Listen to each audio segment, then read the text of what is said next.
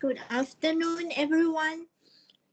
We are going to continue our training class this afternoon. The first topic is the machine learning. So Sumen again will teach us. So we intend to study. Yeah, please start your class, Sumen. Yes, everyone. Thank you so much. Good afternoon. So, in the morning session, we completed spectral pre-processing using different methods. So now we will focus on machine learning for regression and classification tasks. So for uh, regression, we will be focusing on ensemble-based method.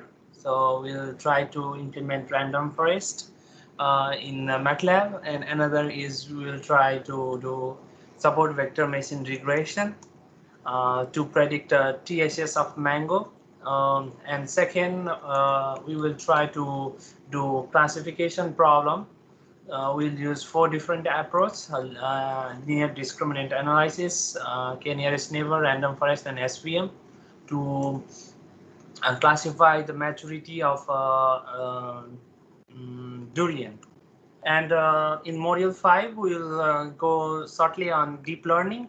So yeah, so in deep learning, okay, will share, I'll share during the training session, but we will focus on simple artificial neural network with a few hidden layers and try to do both regression and classification tasks. So we will focus on the coding part. So I have not kept much lecture in this one. So let us do some coding.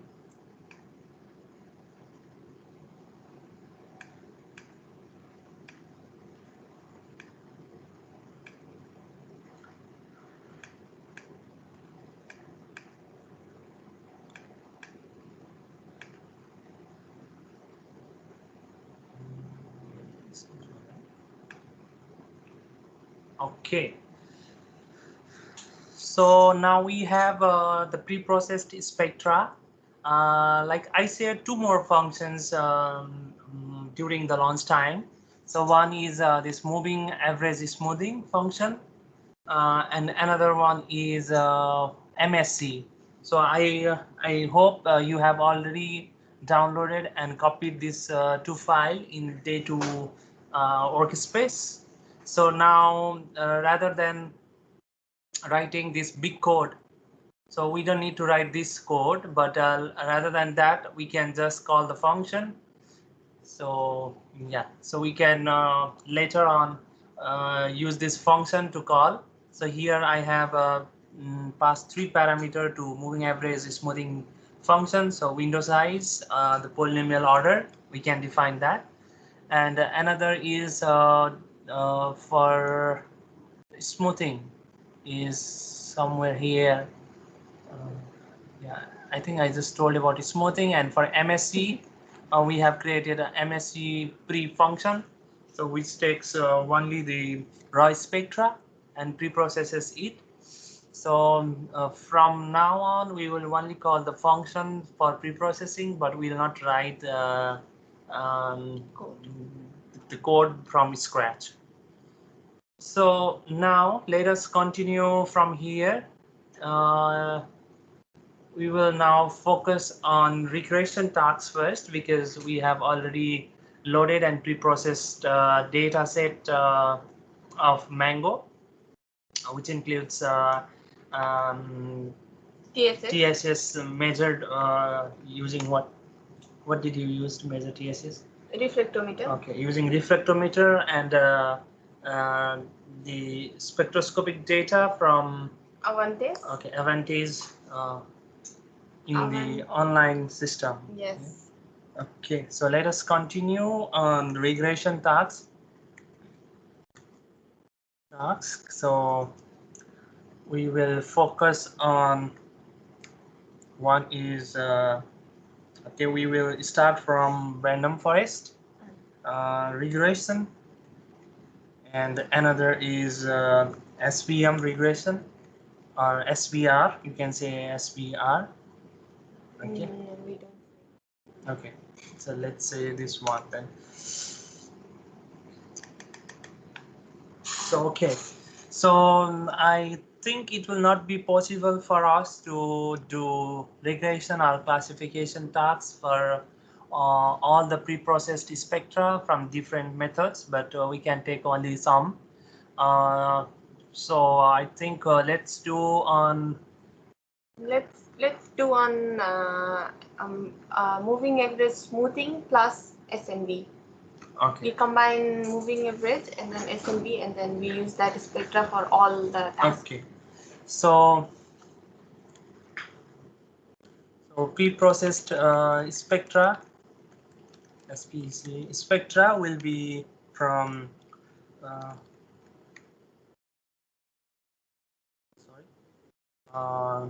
first smoothing and then SNV, yes, right? first smoothing. Smoothing followed SNV. followed by SNV. Okay. Actually, now we don't have a this data set, so we have to prepare by ourselves because now we have smoothing code and SNV code, so it will be easy for us. So let's do from by calling this function first. Actually, like we have already, so actually we have raw data X, and now we want to do smoothing followed by SNV. So let's do that. So first the smoothing, smooth moving using moving average. So we can call this function I have already created. Maybe you have already copied to the workspace you are working in. So here we use 3 parameters. So let's define the window. It's the recommended window size of 11 and polynomial order of 2.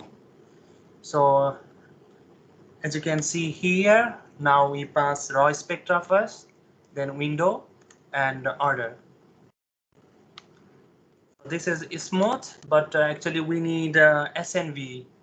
So let's say smooth, then followed by SNV is we can call this function because this does that SNV part.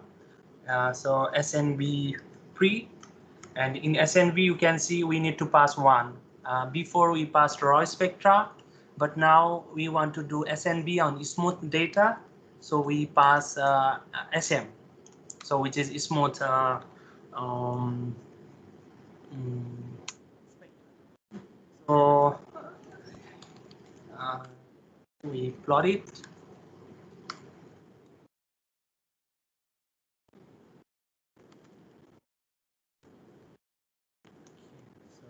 Plot, we have a wavelength ready already, and so now we are plotting smooth SNV.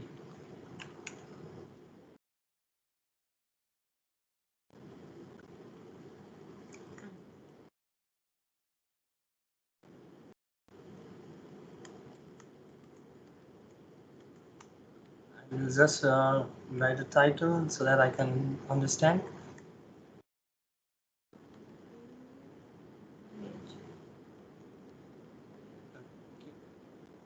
Just to understand. So now we have the smooth followed by SNV spectra. So now we can use this for classification for regression tasks. So for regression, first we will do random forest.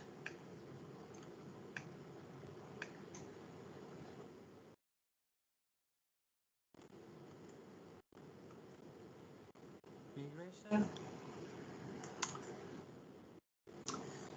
So,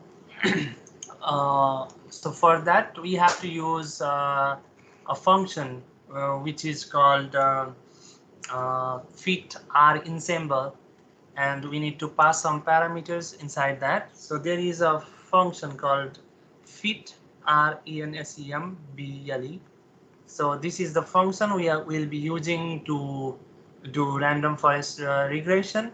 So you can check the help from here. Sneh has explained like some of the parameters that we need to pass in order to make the model perform best. I don't know, we can make the model best, but we will try. And at last, I will show you how to optimize the hyperparameter. So during this session, we will not optimize the hyperparameter, but we will for sure pass some value for parameters. But later I will teach how to do hyperparameter optimization. So you can see like, yeah, so this is a function and we call by passing the parameters here. So there are many parameters like methods. Ensemble can be done in different ways, but Sneh has mentioned that the random forest use bagging. So we will choose method as bagging. And second one is a number of learning cycles. So it's like it's similar to what do you call, an estimator that she has mentioned, like how many different trees to create. So we will create maybe 50 or 100. So we'll not create too much. 1,000 or 2,000 is not a good thing to start. Maybe 100, 200 is good. So maybe we will try with 100 by default, or even 200 is fine, but will not make a very big tree because it will take a maybe longer time, and maybe sometimes the computer may hang when processing.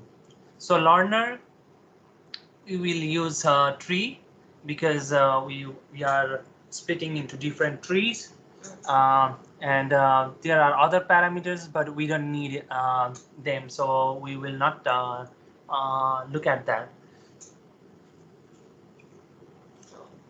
So first, we will start by creating the what do we call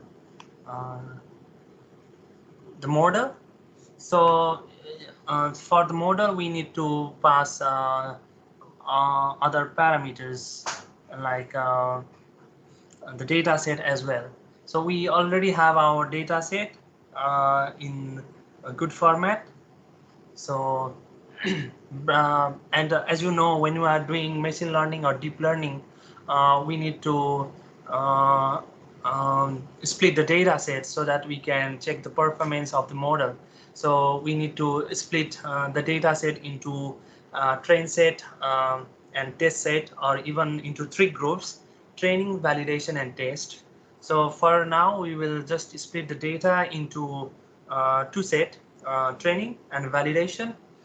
Maybe in deep learning, I will just tell you we will do by splitting the data set into 3 sets to so training for training the model, validation for improving the model performance, and testing to set the to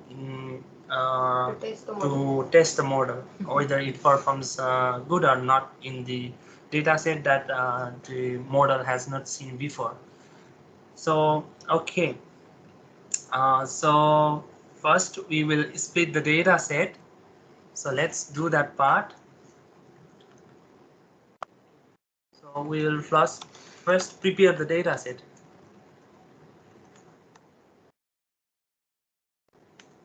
So split the data set into test, training and validation. Training set, and okay, I actually in machine learning we call test, or for now we can even say validation set.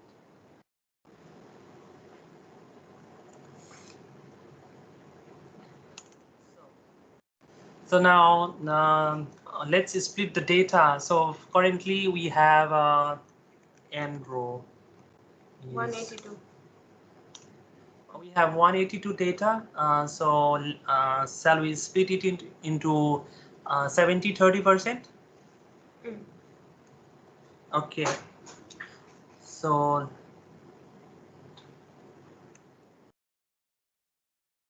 train is to test equals to, okay, we'll split the data into 70s to 30. So test size, let's define the test size in terms of the fraction. So this means like we will take 30% of the data set as the test and other rest as the training set. So to split the data set, there are many functions that can be used in MATLAB. We will use one of the function called CV partition, where we can split the data. So we will create that.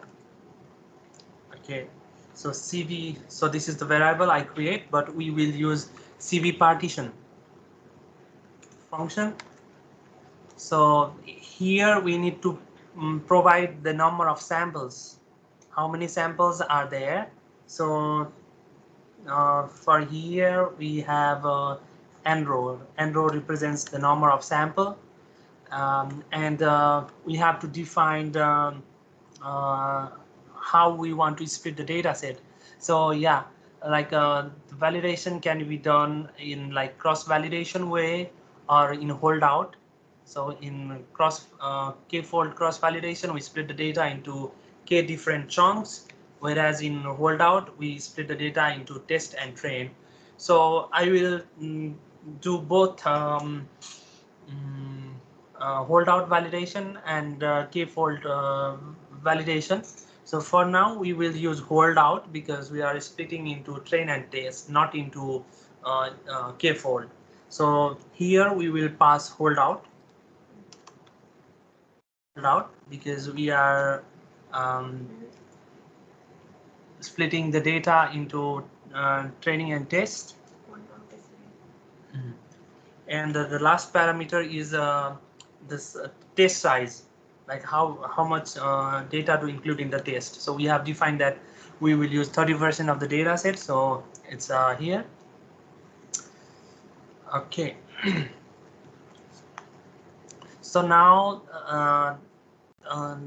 this function will give us the index of training set and test set, so we can check it here. So here the CV is one MATLAB object which says like there are 182 observations. So in training there will be 128 samples, and in test there will be 54 samples. So let's get the training and test data.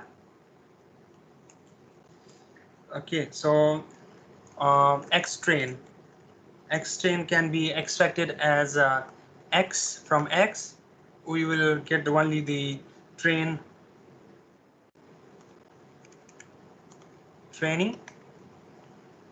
and all columns. So it gives the index of those sample that has been classified into training set by the CV partition function. So we get data, xtrain data, and for test we use the same process x. So here we will use test.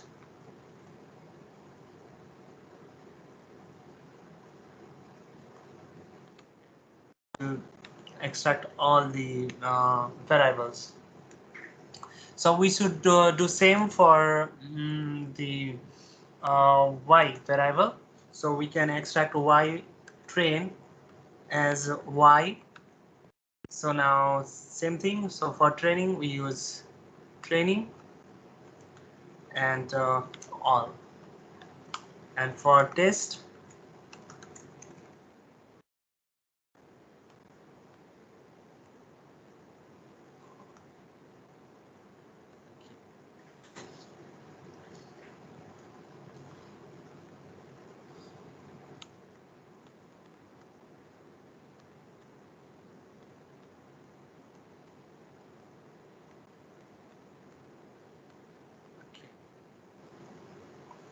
So this is how we split the data set. So you can press enter. Yeah. Now, if you test the size of X train and X test, sorry. So Excuse me. Excuse me. yes, Azan. Yeah. To separate the training set and test set, we by this command we do it randomly, or can we fix that in the calibration? I mean, it's randomly, right? And Yes, is Azan. it depend on the Y value? When we have the spectrum of the minimum Y value in and maximum Y value in the calibration set, in the training set. Yes, Azan. I understood. In this approach, we'll not consider the minimum maximum value, but it is split the data set randomly into training set and test set, Azan. Can we do that we can include the maximum Y spectra and minimum Y spectra in the calibration set? No. I think there could be some other methods for doing that, but generally, I think we need to create our own function, like to split based on the minimum range of the Y value. So we have to create function by ourselves and maybe have to split. But in this case, I think this will not do that task, Azan. I see.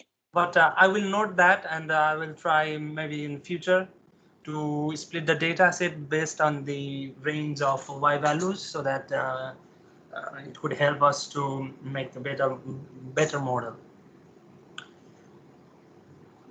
I will note that point here. But So it's only the maximum and minimum value. We don't need to include all. For that one, the first thing you have to do is like arrange in ascending order and then take the first row and the last row in training set. That's all. oh, okay. But normally in machine learning we don't focus on that so much, because it normally it take the sample randomly, it split the sample randomly. And even for writing the paper, when we are writing paper and when we say it's random, there will be no question. But when we say that we did like this, they will ask many questions regarding why you selected not randomly, why we have to select the minimum and maximum of Y, something like that. So we normally should do it randomly, and in my opinion, Azam.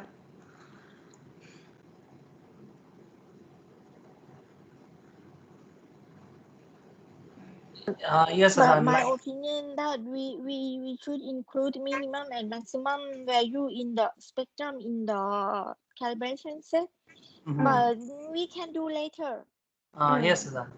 Okay, so this is like the future tasks for us to do, like split data set based on the range of Y value. So yeah, I will work on this and provide you some like code for this one, Azan.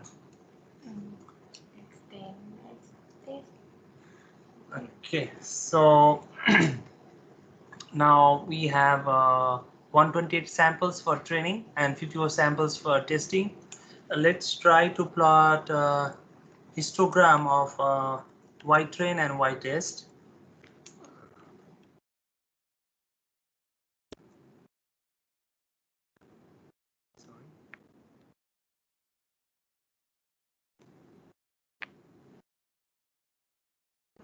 Okay, so this section will give us some information about the range of values that are in test set and training set. So the first one is training set.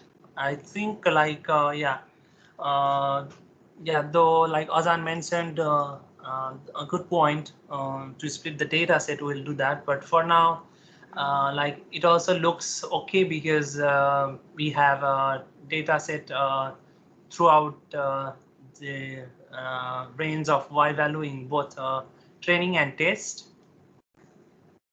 Yes, yes. Yes, Azan. So yeah, so now the data preparation stage is complete. So first one we pre-processed, and second we split the data set into training and test. Now we can work on building the model. So we'll be developing a random forest model, and we will be using FIT. This is regression task. If we want to classify, you have to press C and ensemble. For regression, it's fit regression ensemble.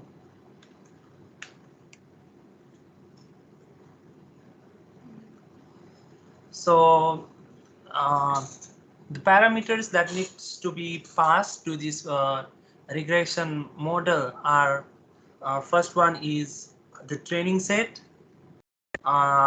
X component, training set Y component, and then passing these two parameter is enough. But in order to improve the model, we can pass other methods like which approach to use. So method is we use bag because random forest is based on bagging. So and next one is learner. So we will learn the features by creating tree. So we pass tree, and third parameter is number of learning cycles. That is how many trees to create. So we will create a number of trees, number learning cycle. So as you can see, I don't need to type all. So once you type something, you can press tab. It will autocomplete. And for now, let us test on first on 50 trees. And we will change later to see like whether increasing the number of trees will improve the performance of the model or not. Is there any rule like if we have like 50 sample, the number of tree should not be more than 50 or something like that? Do you have the rule? Yes, Azan, there is like no specific number, but yeah, we should not create very large trees. So creating like 1,000 trees for a small data set is not good. For even for large data set, creating large number of trees will just overfeed the data set and may create some problem when we are testing on the real data set. So it should be somewhere between like 50 to 200 like that, Azan. Not so large or not so small. Yeah. Not depend on the number of sample. It depends. It depends, Azan. So if we have a small number of samples, so in random forest, the samples are chosen with replacement from the bag. So yeah, like it depends upon the number of samples also. If we have a small number of samples, like maybe 50, 100 is enough. For big also, like up to 200, 300 is a good one. This is the part of hyperparameter optimization, Azan. So when we are doing, learning by using the machine learning algorithm, we have to optimize this parameter, and then for each case we have different number of tree. So some case have small number of tree depending on the sample, and some case have larger number of tree. For me, for my case, I have 93 trees is the optimum tree for me, and I have 260 data set sample. So 93 is the optimum tree for me for that data set, but it depends on the number of sample, and then we can optimize these parameter using the hyperparameter optimization that we will learn at the end of this today's class. Training. Yeah. Yeah. Nice. Okay, thank you, Sneha. So, okay, so we have created the model. This is particularly for random forest. So there is, I don't think there is some function called random forest, but random forest is ensemble based because it is creating a number of trees. Each tree is one model, but there are like for now we have 50 model, and from the prediction of 50 model, whichever it has the what do you call, higher maturity, and the output will be that. So let us print RF model. Let's see what information does it contain. Okay, so it prints out some output. So the response variable name, it says Y. So there are 128 observations in X-ray, and we use 50 trees, number trained, method is back, learner is tree. So like these things. Okay, so so now the model has already trained, and we can see like how the model is performing. Maybe during the lecture, Sneha has shown some tree graph, like okay, condition graph. So we can print out that. So currently there are 50 trees, so we can view it. So typing view, okay, I'll write viewing particular and tree. So we can there is a function called view, and we can pass our model name, RF model, and that train there is a function called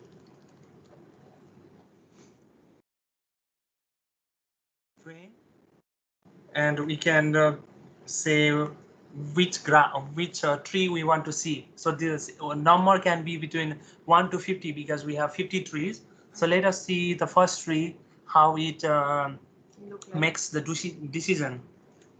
So we have to pass something like, okay, we want to see in graph like how it looks like. So okay, let's see.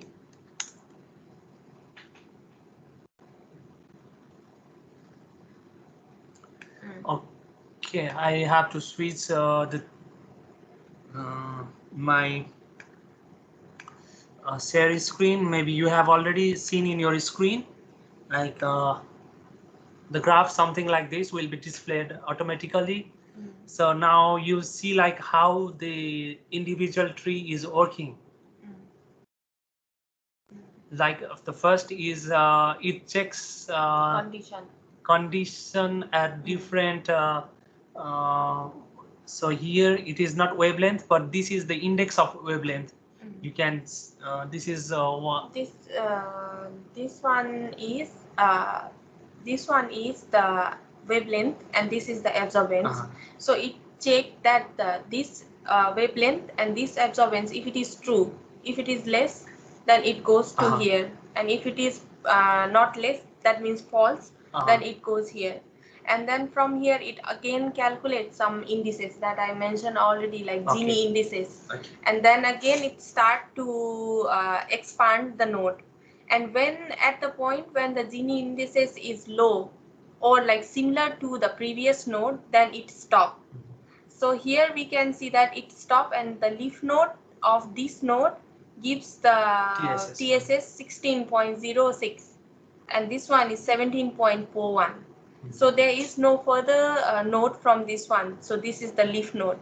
So as Atan, like yesterday you asked me about why it aggregate, right?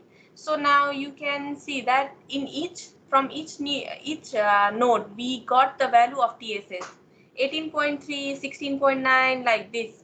So from one tree we will get one aggregate value, so it will take the average of all, and then we get one value from one tree like that.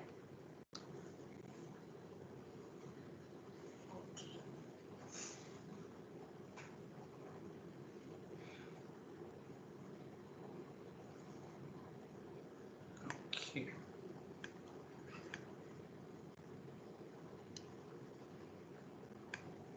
So we will continue with MATLAB. So yeah, so we can view individual tree, like how it is making the decisions. Um, yeah, so that's what we do with this view function. So now we can check the performance of the model. Like there is some functions to check the performance of training set. So we will start with that one.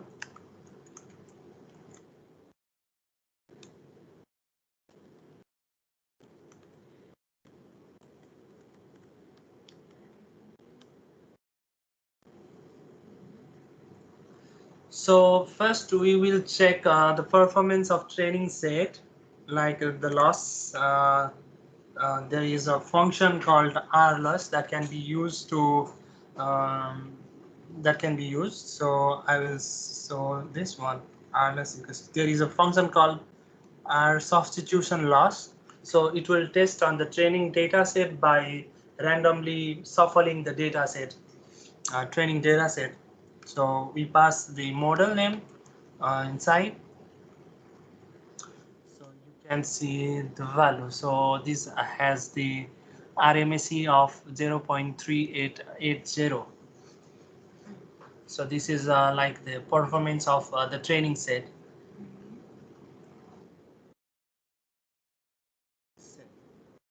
When the data is suffered, yeah, just to check the performance of the model. Later we will compute different matrices for checking the performance of the model for regression tasks, maybe R square, RMSE, or RPD, and the other in these factors. And please explain the meaning of rloss. Yeah, so it gives the RMSE of the prediction for the training set. Oh, IMSE Yes. C then. IMSE C, right, Sneha? Yes, yes.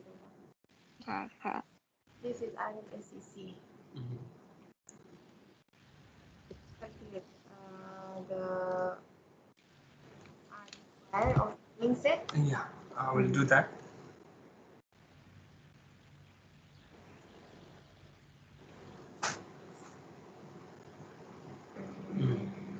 Is the training set. Okay. So, so now we will move forward for prediction and check the performance. So let's do first for test set. Yes, we can do for test set, or we calculate the parameter for the training set first, like R square, RMSE. For training. For training. Okay. So first we will check the performance on training. This is just a simple function to do that, but we will do in a different way. So yeah. So first let us see what the model predicts for training set. So we have Y-train predict. This is the prediction made on the training data set. By cross validation. Okay, so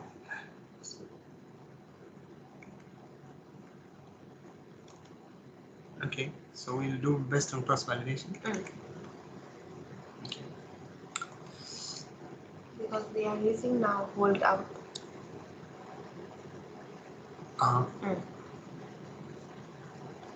Okay.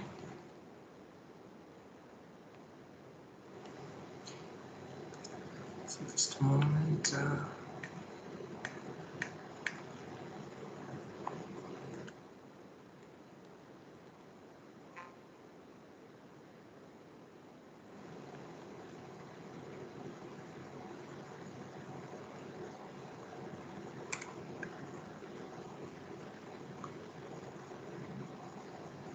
Okay. So we will develop k-fold cross Just simple cross validation is okay. Okay. So for that we have to create a separate model, cross validation model. So let's do RF CV model, and we can use cross val function. So which does the cross validation um, task. So we pass our model. So our main model is RF model, and we want to test the model by cross validation. So we use k-fold, like how many folds you want to divide the data set, and like how many folds, 5, 10, or 5-fold is okay, 3-fold is okay, 5-fold is okay. okay. So let's test on 5-fold. So the model is created. Now we can estimate the K loss, like overall loss. May I ask the 5-4, you mean that your data sample, how many is there?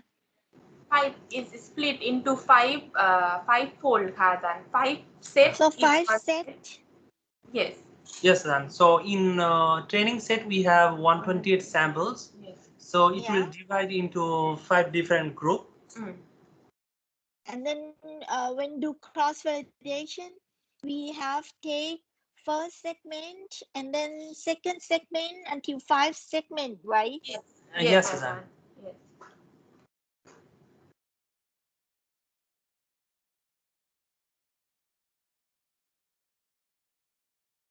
So there is a function called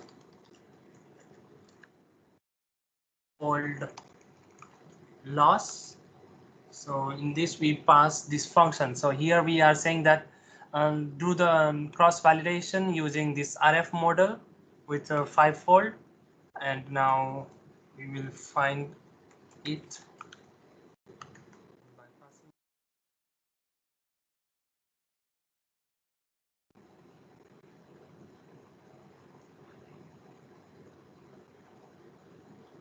So now, yeah, so when we do uh, validation using k-fold, like 5-fold, we are getting the RMSE of 1.2957. It's percent.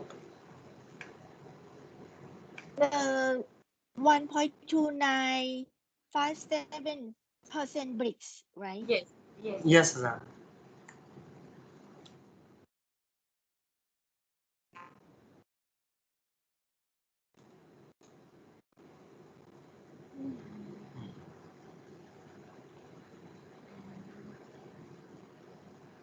So, Adana, what do we need to find? We can show R square, RMC C, and then go to the training set, apply the model in training set, and then calculate R square, RMSCP, and RPD. Okay. That's all. Okay, this is using cross validation. We completed, but now we will calculate other matrices for training set.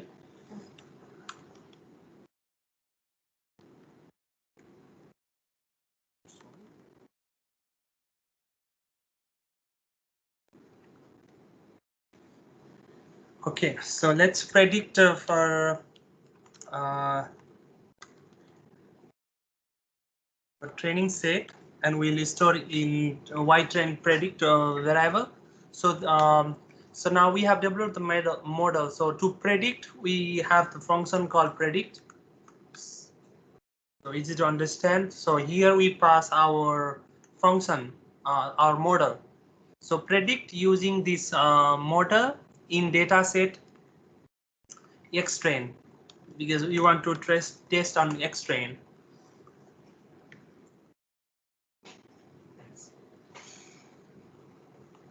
So okay, so now we have a real training data, training Y, and this predicted Y. Now we can plot the graph of X real versus the predicted for train set, y train PRED. So let's do it as a scatter. Yesterday I told like we can use scatter to plot that one. So let us just use this much for now. Um, let us provide a title. Is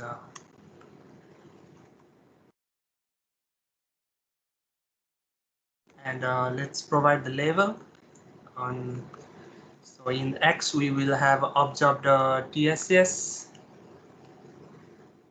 and in Y level we will put the y should be the observed TSS, and the x should be the fitted TSS. Y X should be Y train prediction, and Y should be Y train. okay. Observed and then predicted. Observed in X and predict in Y, right, Adan? No, observe in y and predict in x. Okay. Observed in Y. Okay, sorry. No, not sorry. Yeah, thank you so much, Azan, for telling.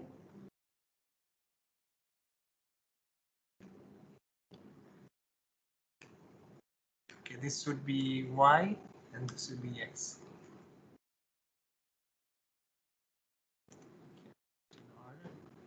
Okay.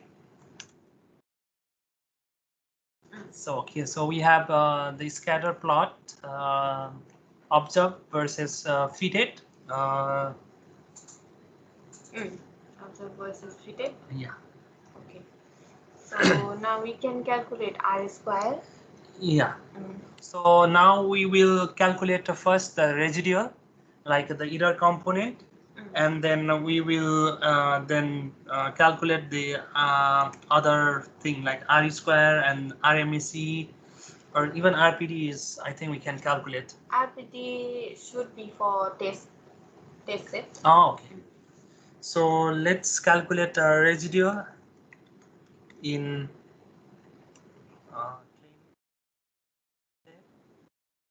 so residual for train equals to, I think residual error is given by observed minus predicted. So y train predicted minus y train. So observed minus actual. Then we can also plot this residual plot. So how much is the residual? What I saw normally is y observed minus y predict, no? Normally I saw in the Y equation. Okay, so Yeah, but I don't know I'm wrong or right, I'm right or wrong. when in my field, when we say residual, we say like observed minus actual. So but now it's okay, I will do as you recommend. the Y train. Okay, so y train, okay, observed minus predicted, or yeah. So now we will plot, and another is the residual on the y, and let us plot in like same like before with bx, or yeah, bx is fine.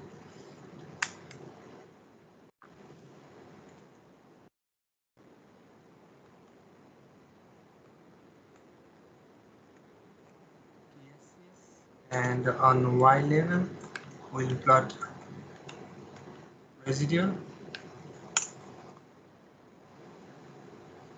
Yeah, so the residual is like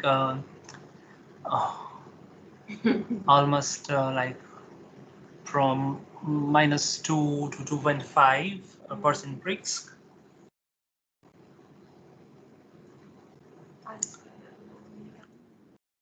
Now we will compute R square.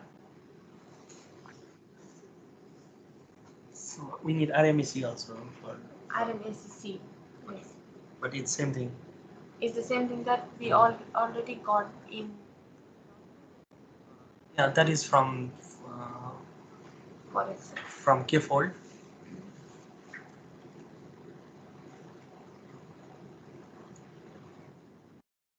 So up to here is fine, right?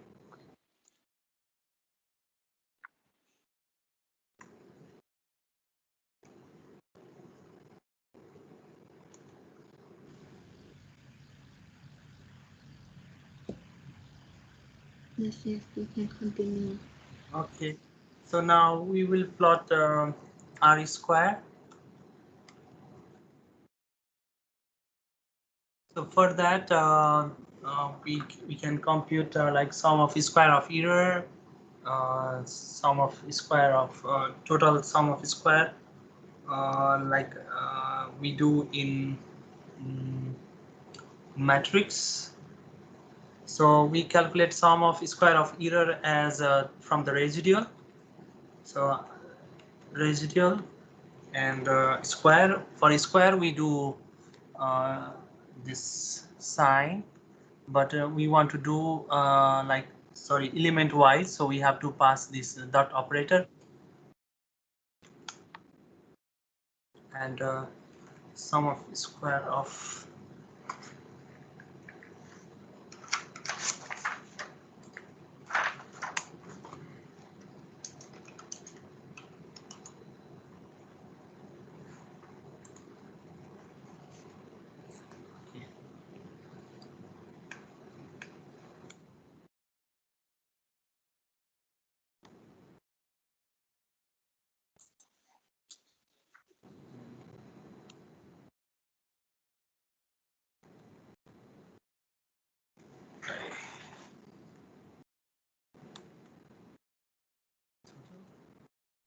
SST is given by like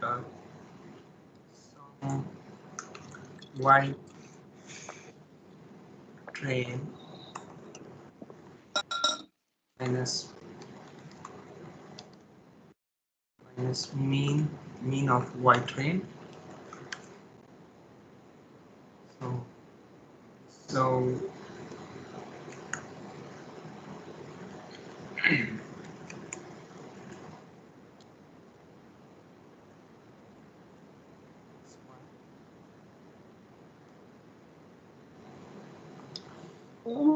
Why we have to put dot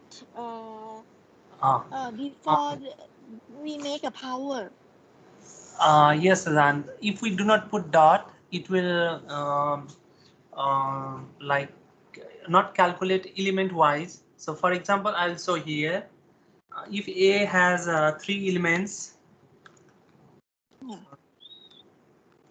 So means dot it have to be used with the matrix, right? Yes, and we want to do element wise, because actually this sum of square of error is from I equals to 1 to n. So yeah, so if we put dot, then you see each element is squared, but if we don't put, then it will give us some error, because in matrix we cannot use the operator directly like this.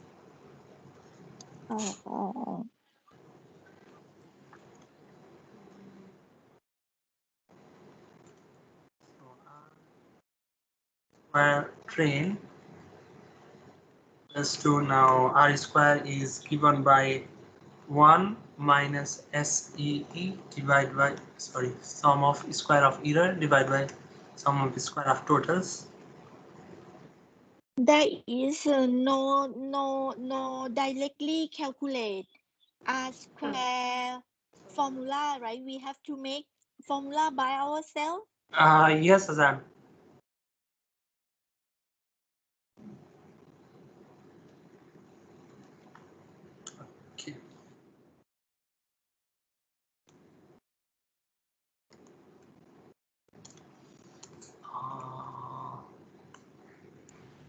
I think you use the rest of train. Oh, sorry. Yeah.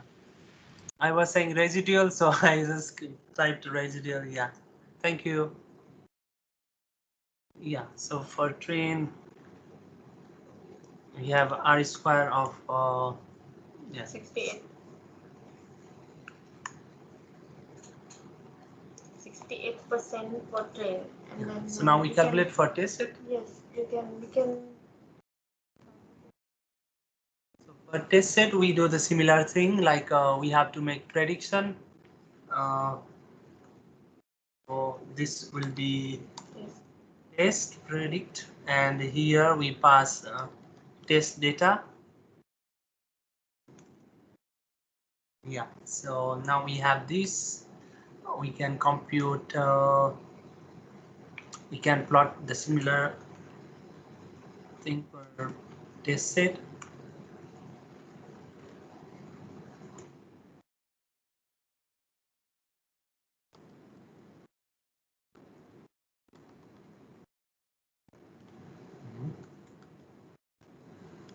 So likewise, we can compute residual in the case of test.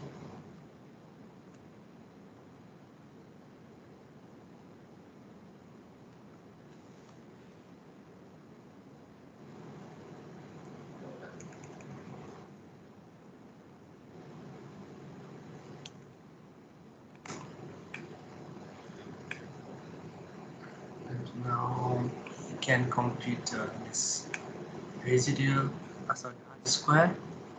So we also need to compute RMSE, right?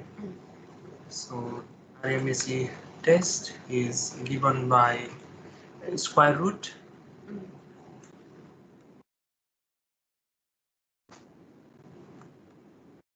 residual square root. Yes.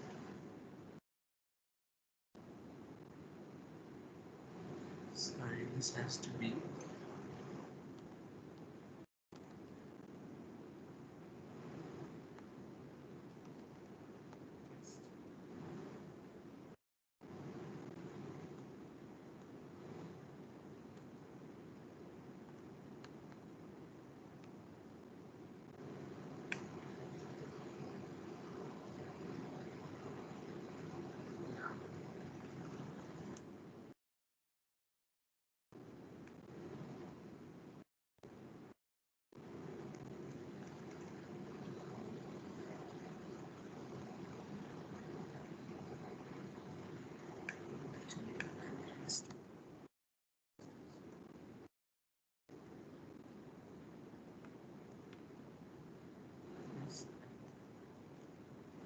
For R square.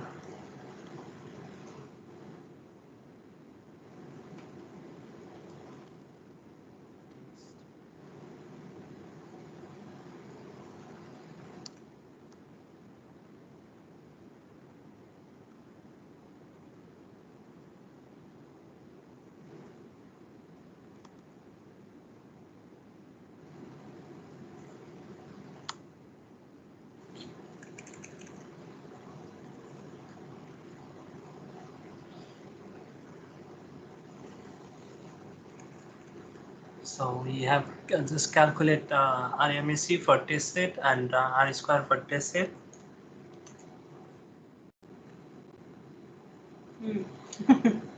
Yeah, for test set the prediction is not good. So was this problem in your case? If the model is not that good, actually, we have to make it best. We have to optimize later on. Yeah. So it's okay. So currently we are using like all the variables. Maybe we can do like select the wavelengths using PCA, or even try to optimize the parameter to good performance. This is only the example we are giving, but for in your case, you can write the make the program according to your data set. So the result will be different, and then you will see that maybe the result will be good. Yeah, but for this one only the example, so it's okay. So we need Yeah, to. Sneha. Sneha. Yes. But I saw your scatter plot is very good. Why the residue, the R square is very low? The scatter plot for the training set is good, Yes. Hamdan, but Oh. for the test set is like this. It's like This, Oh, this is the scatter plot. yes, this is the scatter plot of test set, and then this is the residual of test set, and this is the scatter plot of training set. Training set is good, but test set is not good. Why is happen like this, no? We can optimize later on the hyperparameter and then check. Now we use only 53. You remember we use only 50 for this one. Maybe we have to increase the number of trees and then we can optimize again. It's okay if the for now like just we can check if the code is running well or not and then optimize it later. Yeah. Thank you, Sneha. compute other like. You both teach very well. We Uh, can learn a lot. Then what Soon else? and What parameter do we need more on this one? Let's finish the random forest first, and then after that we will follow the same parameter for SVM also.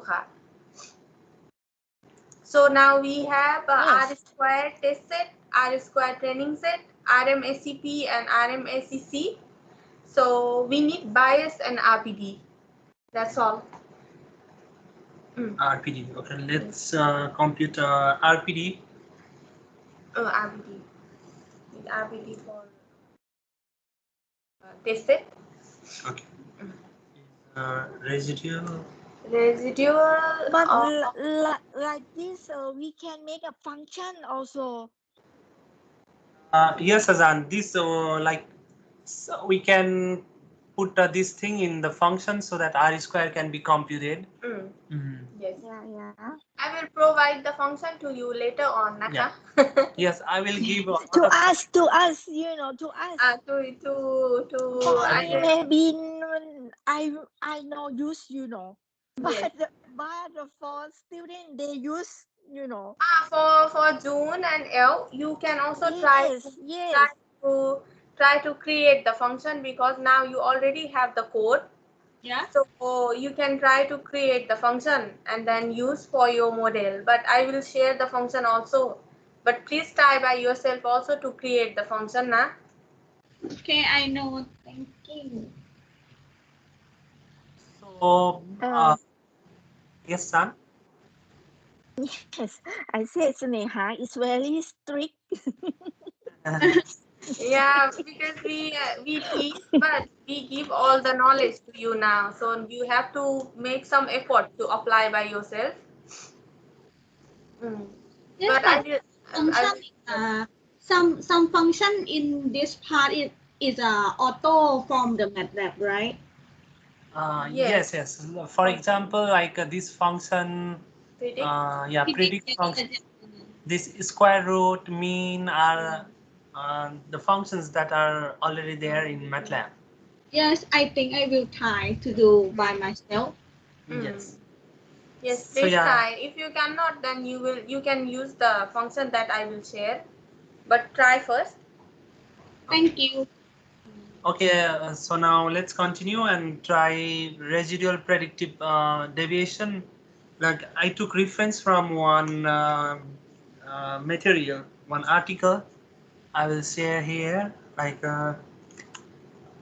okay, so you can try have a look. But they say like it's a standard deviation of test set divided by RMSE of test set. Azan, it's right. Is it right? STD of test set divided by RMSE Oh. of test set. Yes. I think it's correct. Okay, so SD first, is SEP is RMSEP is the divider. Yes, it's the okay. divider. Okay, so first we will compute standard deviation of Test set. test set. Okay, so now this for standard deviation there is a function called std, and we compute from test set. Now RPD can be calculated as y test std divide by uh, y test, okay, RMSE test.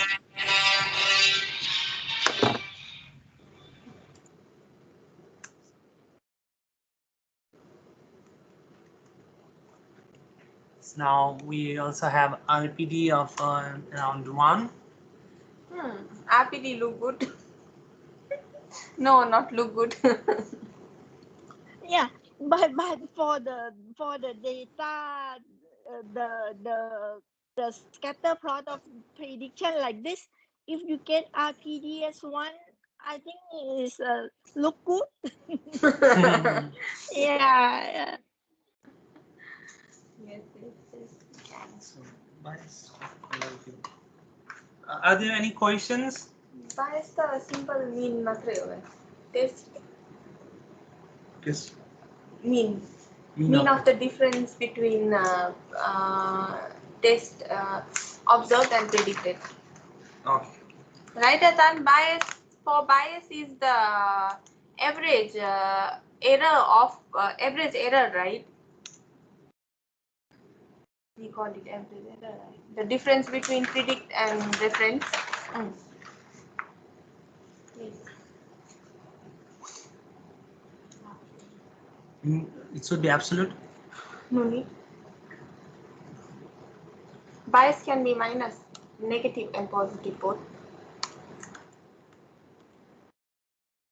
Is sum of Some y test minus y predict. mm, y test predict. Okay. We have computed one more parameter, bias. Okay. So yeah, so we just finished working on uh, um, random forest regression for prediction, but yeah, I think because of the data set and splitting algorithm, like result is not good, but yeah, we can optimize these parameters to improve the performance of the um, model.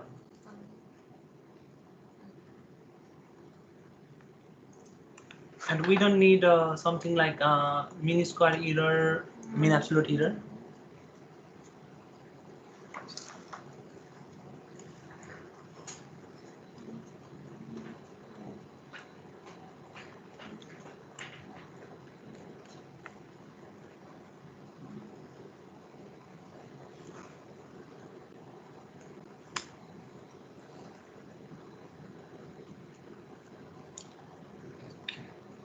Are there any questions from any one of you? No, because I can't run my code because it's my MATLAB is the own version. These things are not working. Yes, cannot when it's the first line CV. I can't run. So function right? Yes. Yes, you can update the MATLAB. Yeah, MATLAB. Okay.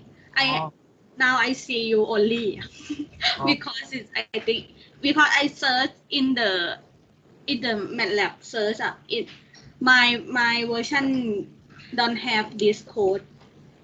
Okay, so it's fine. I will share this material and you can try it later. But if you find anything difficult to understand in code, you can ask now. Now it's okay. I understand in your phone.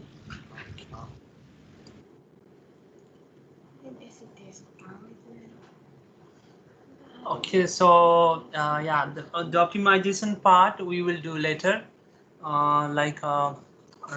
There is some application that you can use from here, like for regression tasks. It's in the app.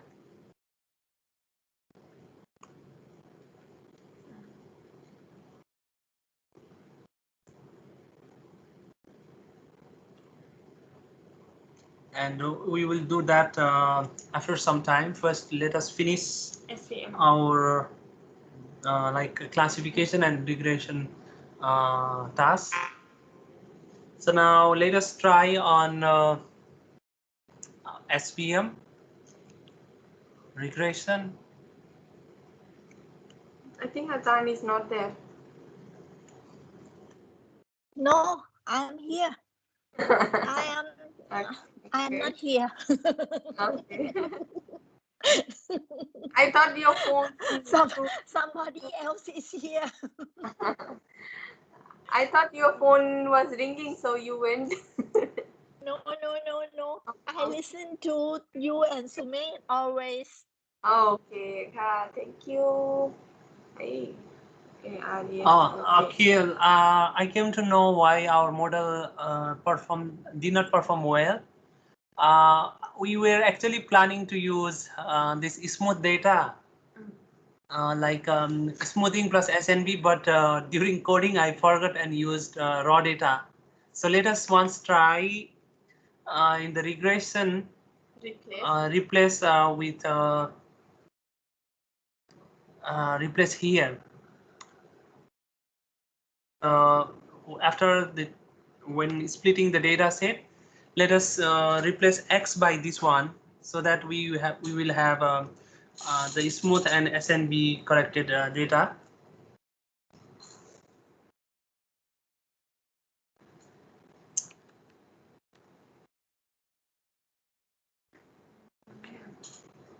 Did everyone find this part?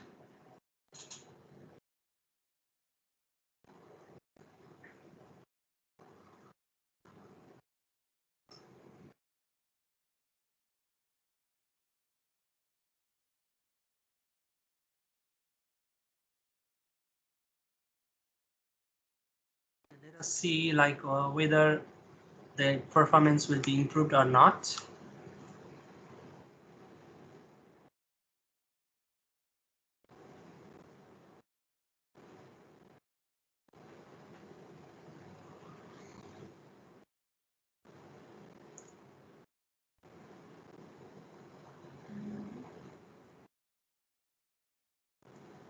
R loss is less.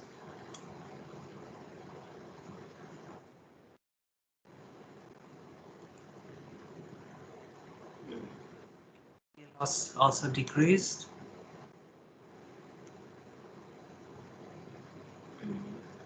So increased. R square of train set increased, and for tested like that. Like now we have like 25 R square improved little bit by using SNB process data set.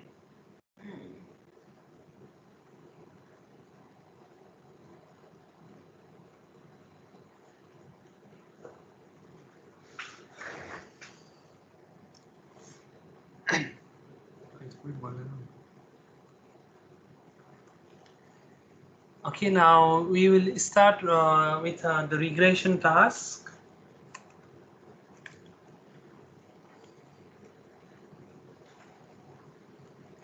Now we will use the same training and test data set that we had just created when doing random forest regression. Yeah, so now we will just create the model.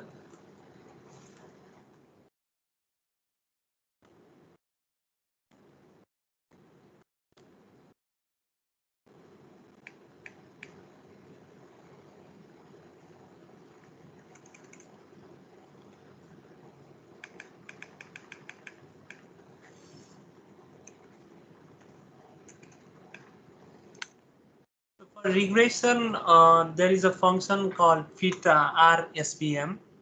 So we will use that function.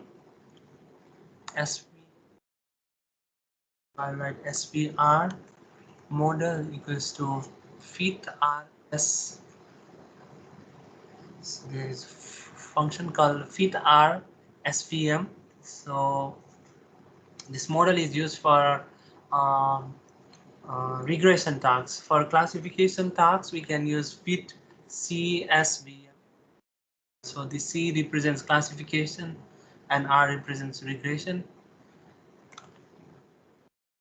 So there are also number of parameters in SVM. Like if you type over here, help fit RSVM. So we will see a lot of parameters.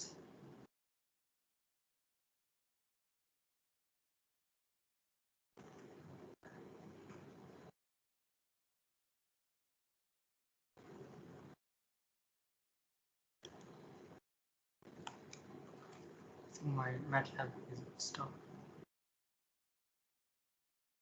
So yeah, like there is a box constraint.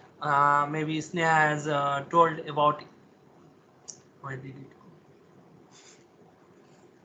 Sorry, my laptop is stuck.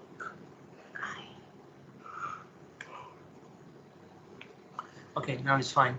So there is one important parameter called box constraint. Like this is regularization parameter. I think during lecture C, Sneha has told it as a C. So Yes. here It's the penalty constant. We call it penalty constant, but MATLAB knows it like box constraint. So please don't get confused about the parameters that when we learn by the formula and how the algorithm was created. But when the some application use that one, they have different representation of the formula. Like they call it box constraint in MATLAB, and they call it like a constant parameter for in Python. So it's a different term only, but it is the same representation but in different term.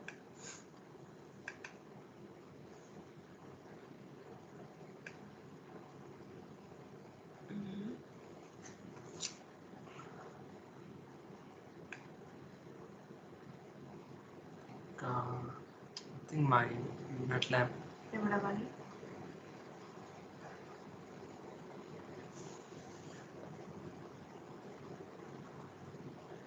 Can you click on Ajan?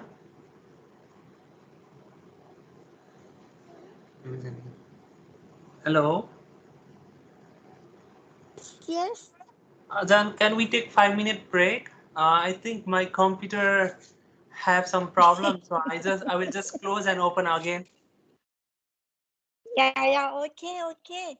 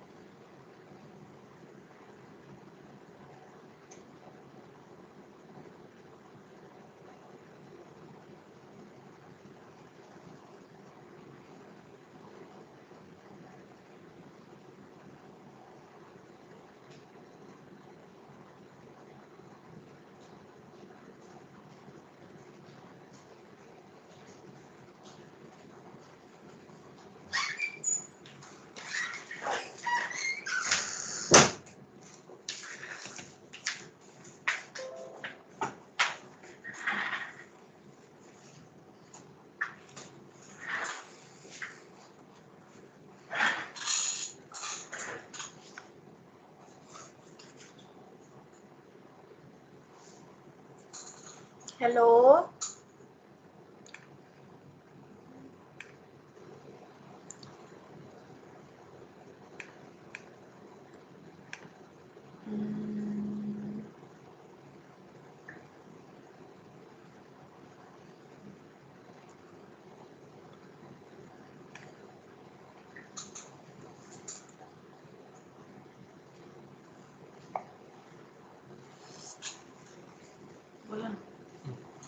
Hello.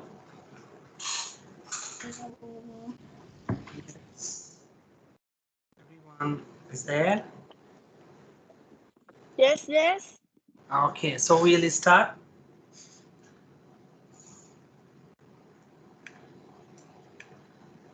Yes, please.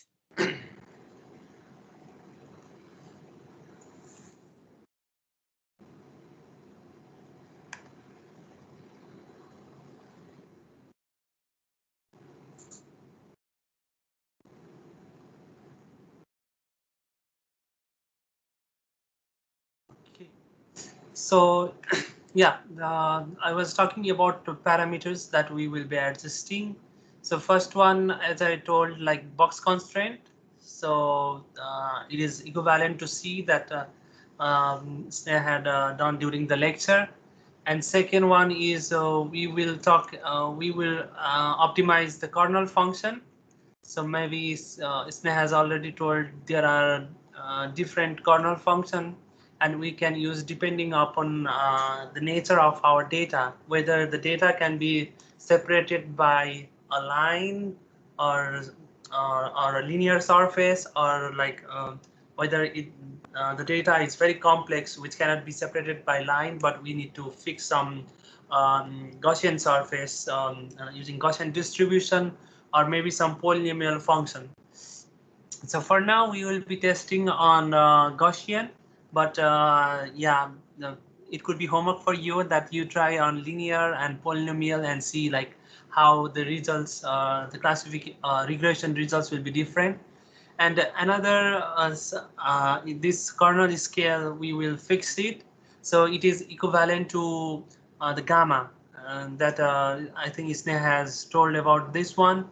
And other is if we are using kernel function polynomial, then we can set the polynomial order, like which order to use. Uh, yeah, so and solver. So there are in SPM there are different methods. Maybe they will work a little differently and give us different output. So currently there are three.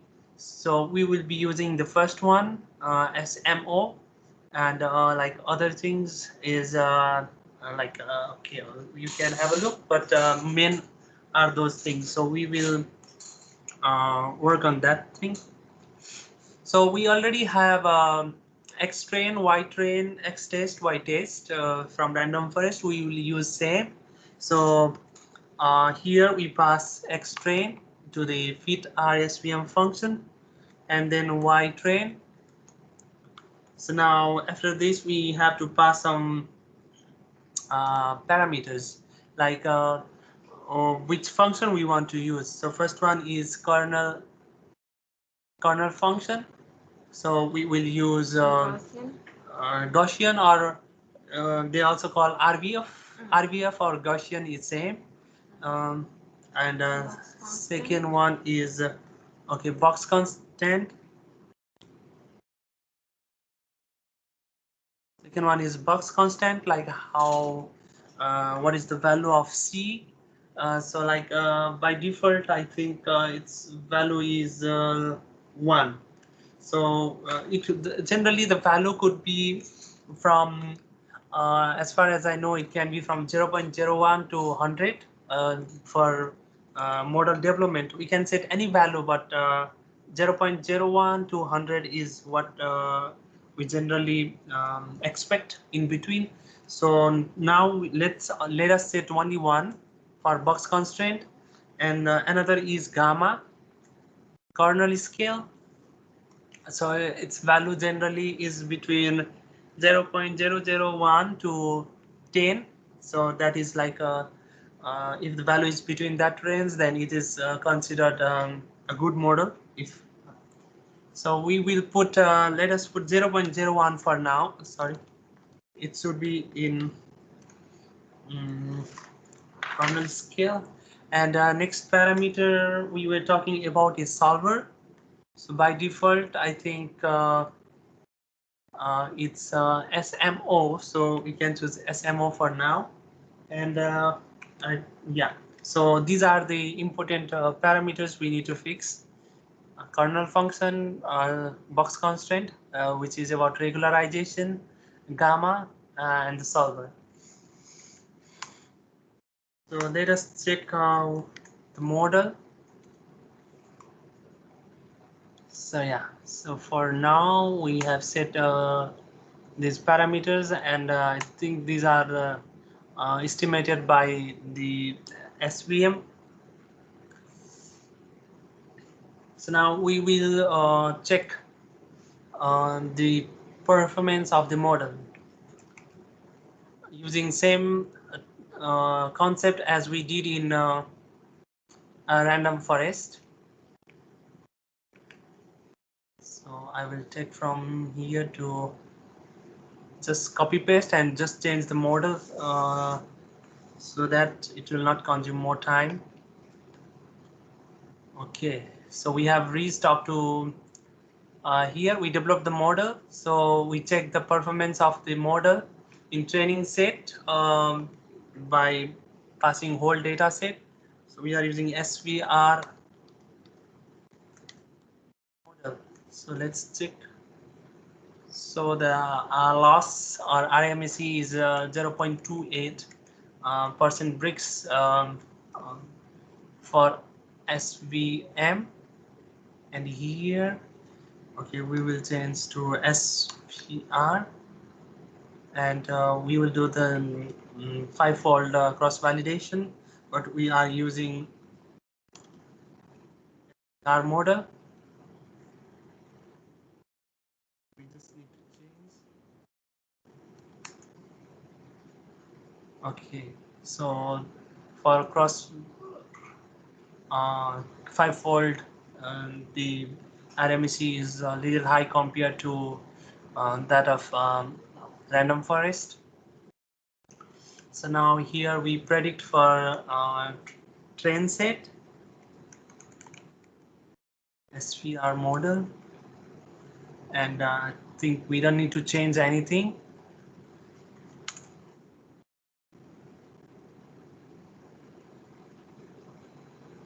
Okay.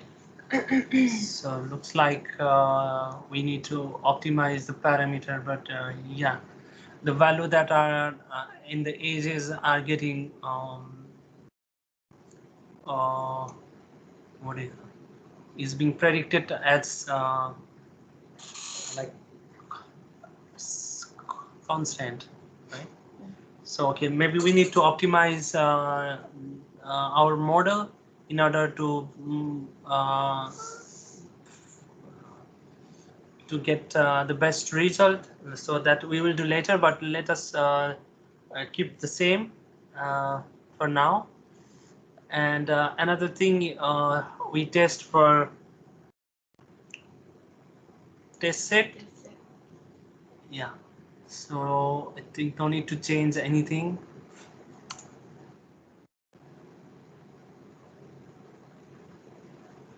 Okay, argument in Predict. Okay. So here we need to pass SPR model. Okay, I think we did here. Yeah.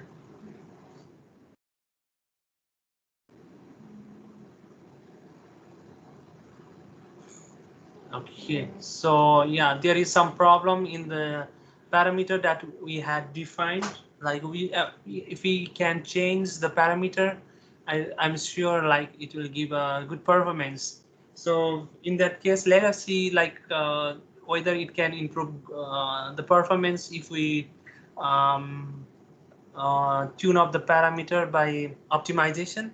So I think all of you can go to apps over here, and there is a regression learner, so we can use this for regression task. Everyone can see? Yes. Yes. Yes. Okay, so can you click on regression learner?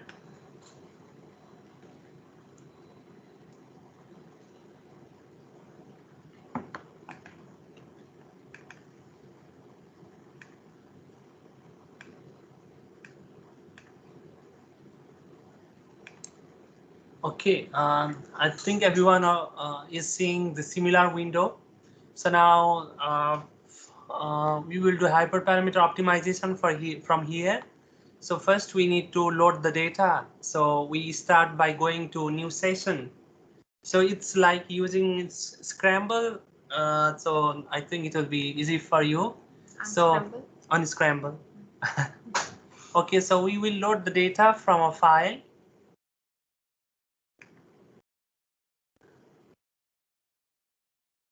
And maybe we have CSV file, so you need to change the extension. And let us load Mango.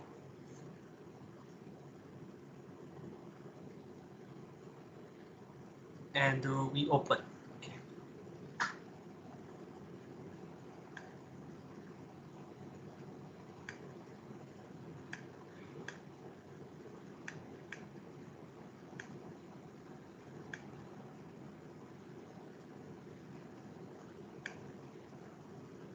So after that, a window like this will open, and we need to now specify the data range. So we will not include the first row, but we will include from second row and all. So no, except first row, we will select all.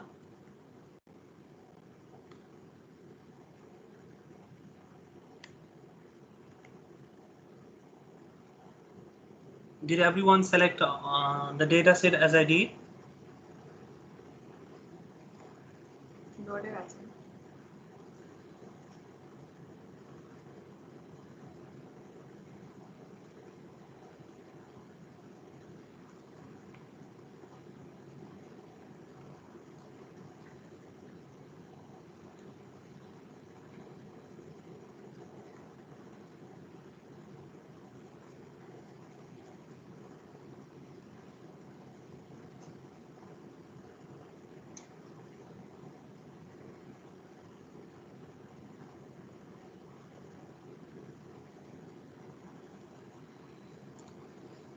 So after you select this data set, now you can import.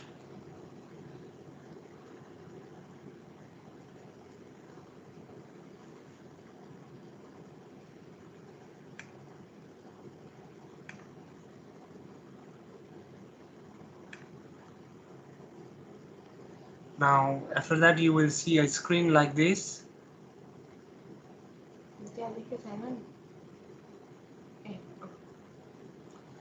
So from here, you have to select the response variable is like the first first variable is the response variable, so we have to select here.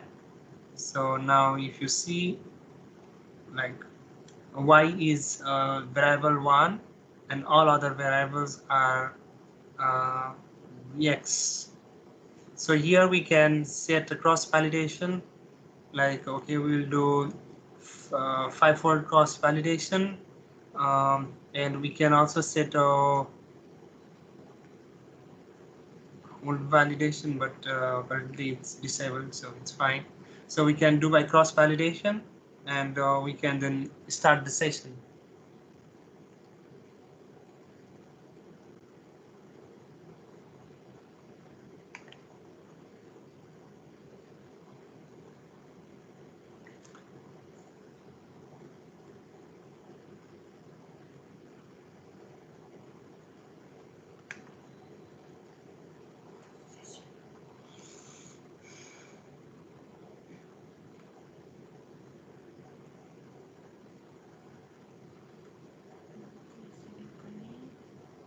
So after that, your data will be loaded.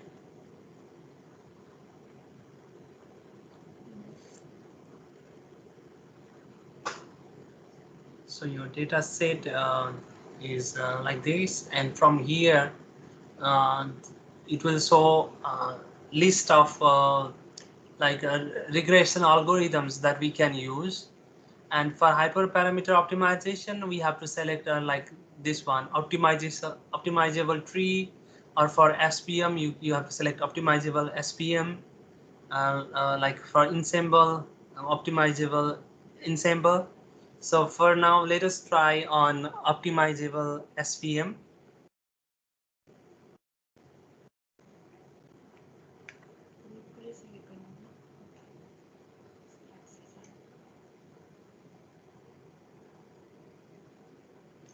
So here now you can see SPM is loaded, but if you want to see like what parameter to optimize, we can see from here.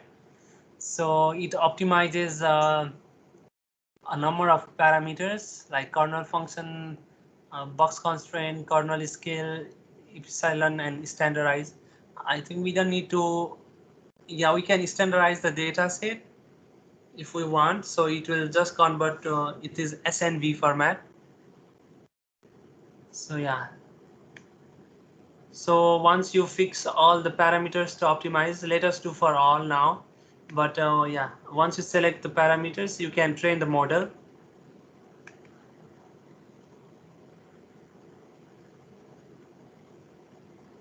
So now it is optimizing.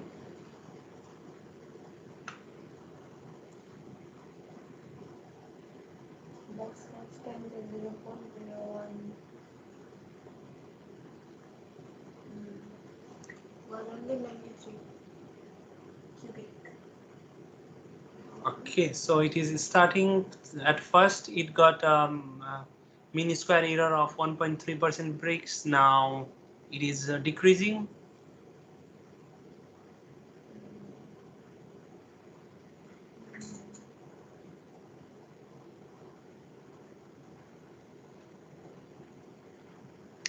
So on the right, you can see like in particular iteration, like what is the value of this box constraint, epsilon, kernel function, and standardized data.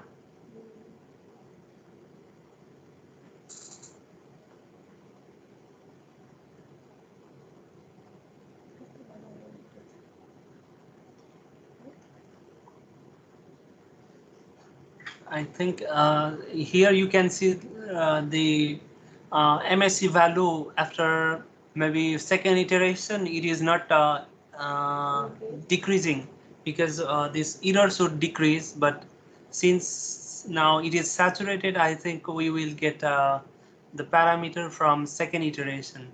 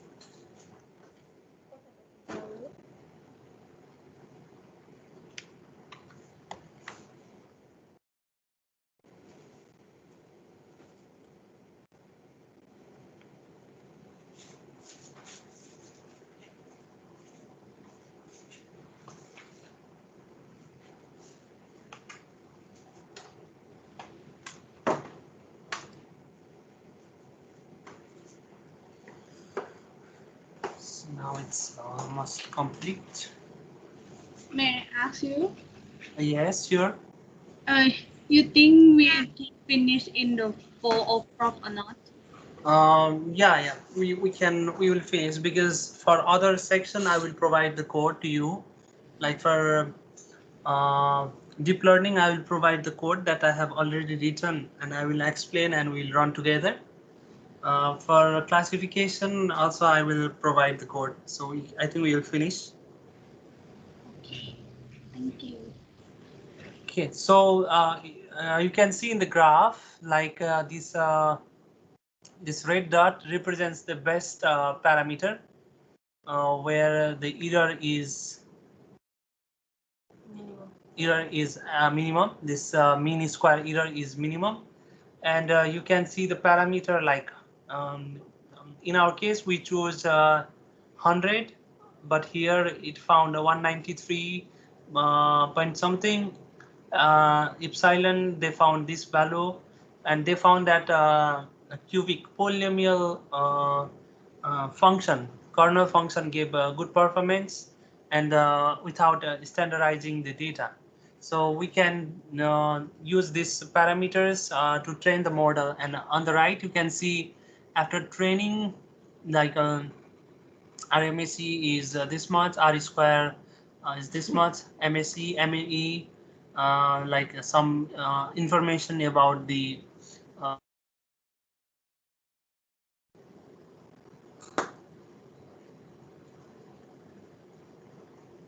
okay. Are there any questions about this optimization?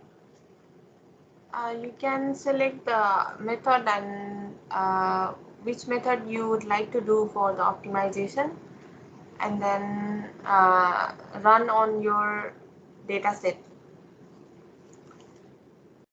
So, may I ask, Yes, Dan. optimization is the optimize the input parameter, right, to feed in the model development. No, optimization is the optimization Optimize of hyperparameter. this parameter, Azan, here like Down. yeah, this parameter you see here hyperparameter search range. So it will optimize these parameters for better classification or regression performance, Azan. We have to feed these hyperparameter in our model development. No or yes? Sorry, what? Yes, Azan, we have to use during model development. Yes, we need. These are the main heart of the model. If we don't have these parameters, then we cannot run the model. And we have to find the optimum value of each parameter, each hyperparameter that is best suitable for your training data set. I see, I see.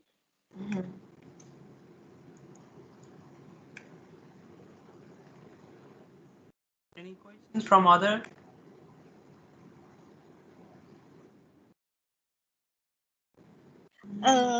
From now, where will you go? Where shall we move to? So now we will move on classification tasks. Yeah. So I have one question, about the modeling. I am in a old version of a study. So as we know, like we do PCR, PLS, MLR, something like this. And then what I know is PLS has multicollinearity problem, and also have the y value to combine to make a model, so the model is better and get a better performance, or the PCR has no multicollinearity at all, so it's also give a good equation. But like you told us, R RF forest modeling or SVM, what is the benefit of this kind of model that we should use? Okay then. Yeah. Uh, yeah, surely like when we use PCR or PLSR, it also decomposes um, the input matrix to find like the components, and it uses only like 8, 9 or 11 components when doing the regression tasks. But in random forest currently we are using all the wavelengths, but we can improve by first decomposing using PCA, and then using the principal component as the feature in random forest. Actually, like this random forest can work better if we have a small number of parameters, because now we have like around more than 1000 parameters. So yeah, if we can decompose and use random forest, then it will perform better.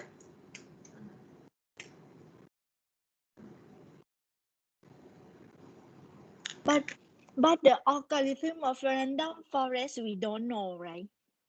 Yes, Azan, it is like uh, how can we say, it's like based on the decision tree, and yeah, it's we don't know much about the decision, like how it makes the decision from each tree.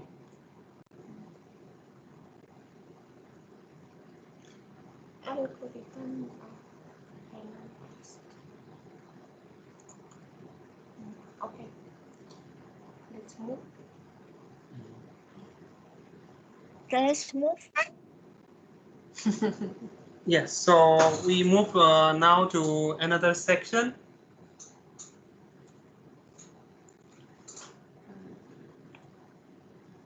So now we'll move to classification tasks. Okay.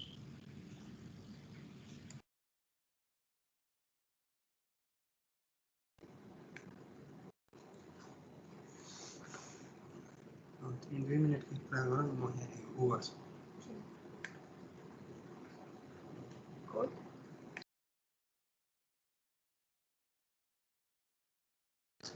Ah, okay.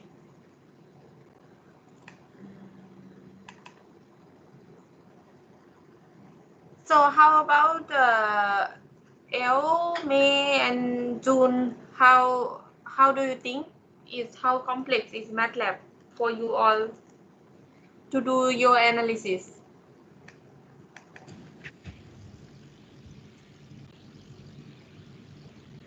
I think it's okay na. I will try because it's a new method for me. But I think it's to do in my best. But it Sumet and you teach is good na. I understand. Thank you. But we didn't teach about PLS, na. We think like you already got the PLS from PSOP. Yes, yes, yes.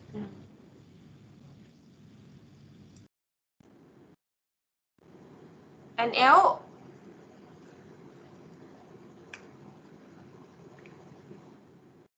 Sleep. She already sleep. Oh. Where is she?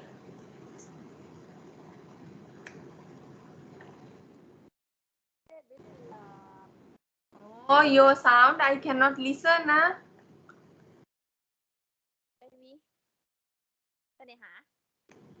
Cannot.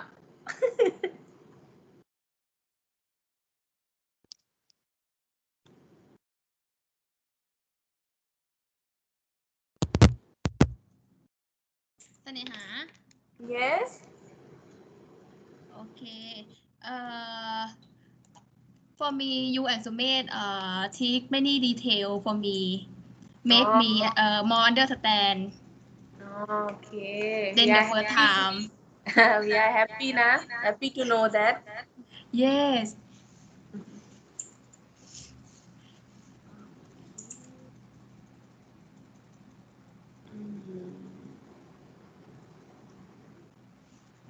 Now Sumesh is creating the function for everyone so that we can do it fast.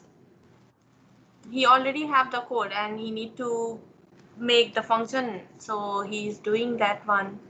So during that time, if you have anything to ask about your data set, then please you can ask now about like which algorithm should use or which is good for your data set or something like that.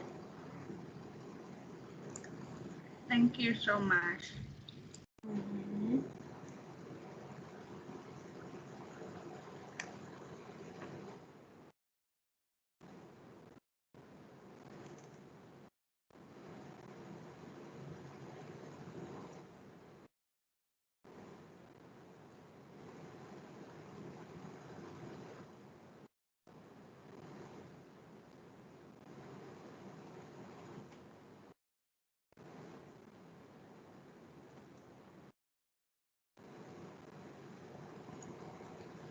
May accuracy from like your model is how much when you use deep learning?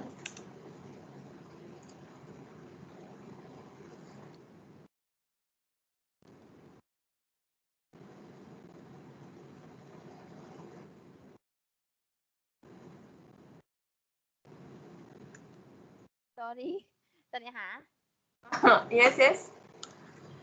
For deep learning around 92% for Ah, dataset. okay.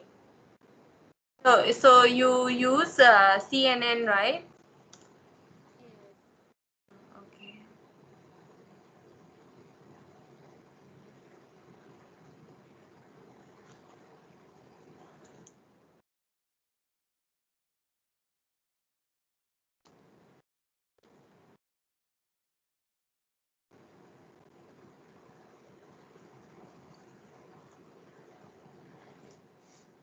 So now student left on now student is only 4 people.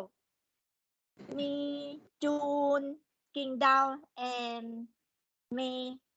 Arthur has gone.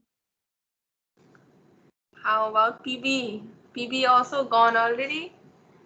Yes, all gone already. Only 4 of us. Your He student. he need to learn MATLAB from very basic. Yes, yes. So Don't. there are video and then he can learn, Yes. For some for L and June, if you are thinking to use some algorithm like for deep learning, if you have a big data set, then I recommend you to try deep learning. But if your data set is small, then the result will not come good. It is from my experience now, because for my data set ANN show good result, but it's not the best result. So for machine learning, it is better if we have a small data set. But like the May data set, she has so many sample, and then she can extract many spectra.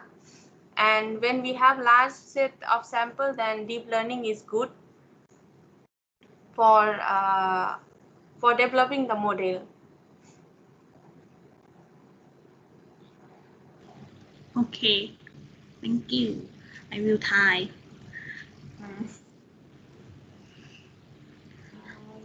But it's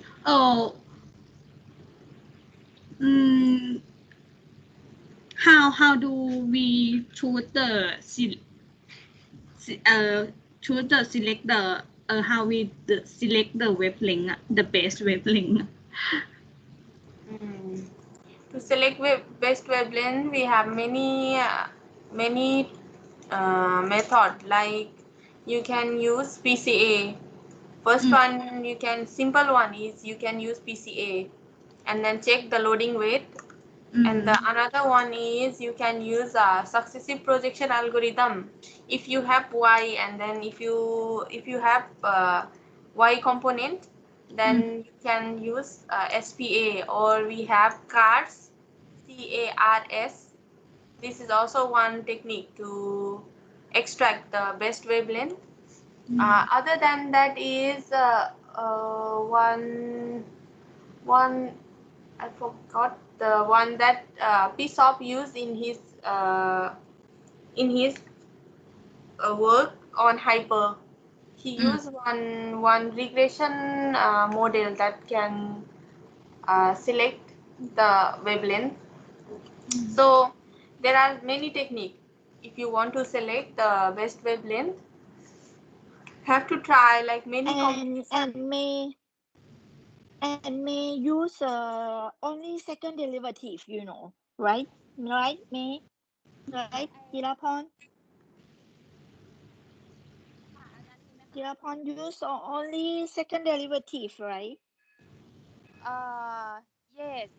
But after I use second derivative, I use PCA again.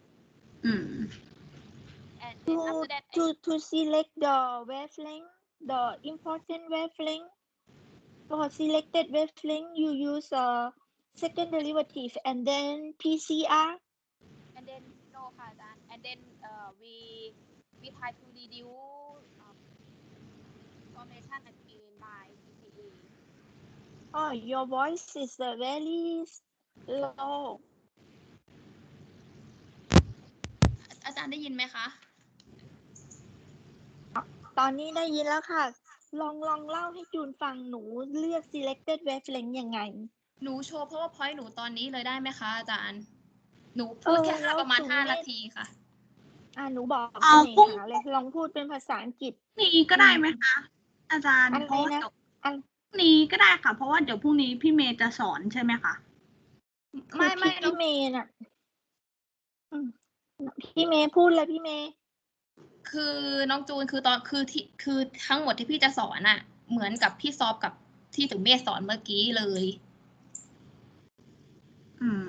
นี่ก็เลยพรุ่งนี้ก็เลยไม่สอนแล้วก็คือวันนี้จะแบบโชว์ไอเดียเปเปอร์ที่พี่ทำมาซึ่งก็จะแสดงให้ดูวันนี้เลยใช่ไหมอะไรนะคะอาจารย์หนูจะขออธิบายสไลด์ของหนูเนี่ยตอนนี้เลยใช่ไหมคะใช่ค่ะเพราะว่าหนูมีแค่2 สไลด์เองค่ะอาจารย์นั่นน่ะจูนฟังพี่เมย์เขาหน่อยแล้วก็คือพรุ่งนี้เราไม่มีเรียนแล้วพรใช่ค่ะใช่ค่ะไม่มีเรียนแล้วค่ะโอเคค่ะก็สเนฮะYes, May would like to show her slide yes, only can. 2 slide Yes, now can come because now yes. Okay. Yeah, please, Jirapon, please. เอาเลยเมย์ค่ะสักครู่นะคะ Can you see my slide? Yes.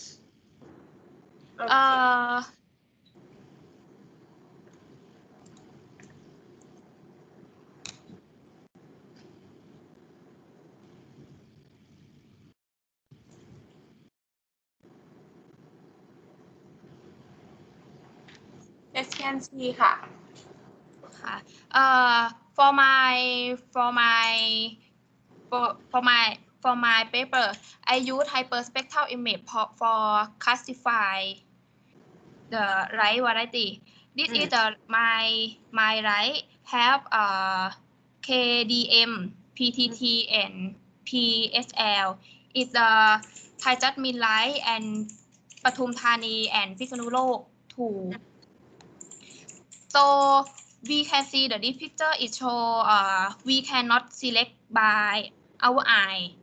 So we use the hyperspectral image from around 900 nanometer to around 2500 nanometer. So when this is the picture of hyperspectral image, and then for the my simple is here, and when I scan, I put it and then rotate 10 times for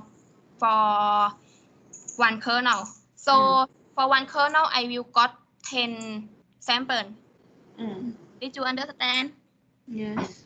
And then after I got the hyperspectral image, I will go to the spectral extraction. This part is the piece of teach us already. For attack, the spectral is the kernel. For one kernel, we have around 500 pixels. And we will average to one spectral. Yes. So this one picture of me, I have 50 kernel. So I have 50 spectral. 30, not 50. Sorry. Okay, 30. Okay. And then this picture I want to show you. This is the of spectral of one kernel. This one is the 500 spectral. And then we average to 1. 1. Yes. And then after that, this spectral is from 3 variety. And we use smoothing and second derivative for select the peak, important peak. And if we evaluate spectral, we will got one spectral per one variety. And if we have three line, it will see how the difference is around peak. And then sensei recommend me to select this peak. And then after that, I use the PCA for reduce the dimension of data. So this is the PC score plot. So we can see this picture, it can separate, but we can see it impossible for classification of light variety. And this picture is from selected wavelength, but this and this is from full wavelength. We can see what is the difference.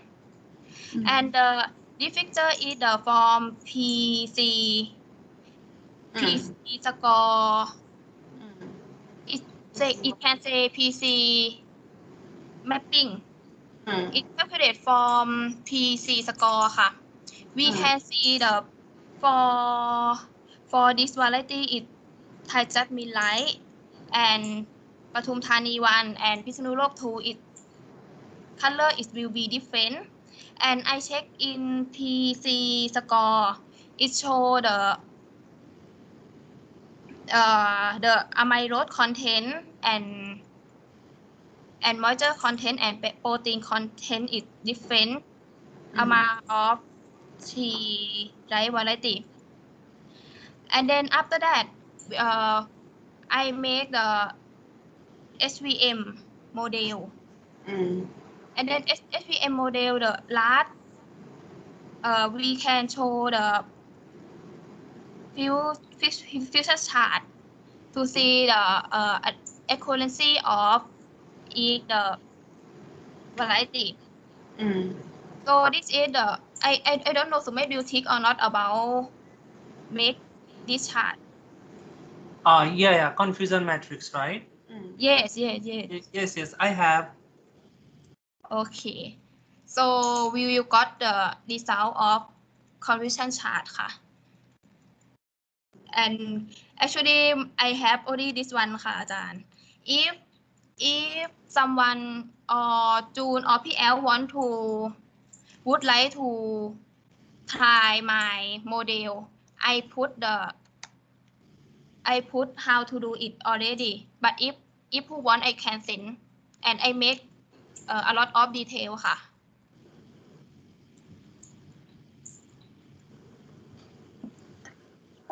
Do you want to speak anything more, May? no ค่ะอาจารย์ Okay, but I will ask you. My doubt is when you get a selected wavelength that you circle, right? And the selected wavelength is only one number, or is a range for one selected wavelength is a range of the point of in the spectrum with a one peak, or is you use only that peak? Actually don't only use length. It You mean use maybe range, right? yes. Yeah, yeah. It mean yes, maybe from here to here. ค่ะ Also it's in range, right? Yes. Yeah. So you have many range, and then you calculate. You do PCA and then calculate the classification model. Yes. Yes. Yeah. Thank you. And I think during you calculate your data, analyze your data, Sneha and Sumet also help you, right? Yes อาจารย์ some function or some line some word I don't know I ask เสน่หา and สุเมธค่ะ Thank you very much, Sneha and Sumet. It's okay, Azan. It's our. You have to help each other. Yeah, you are friend. You are friend.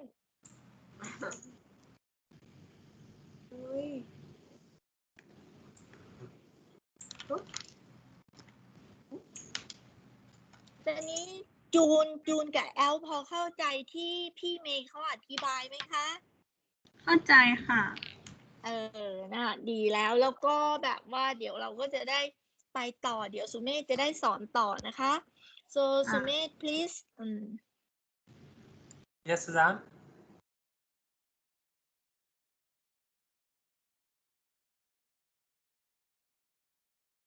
yeah please continue your class สุเมธ Yes, Azan. Give him 5 minutes, Ajahn. He is making the function for everyone to understand and run quickly. Okay, so you know,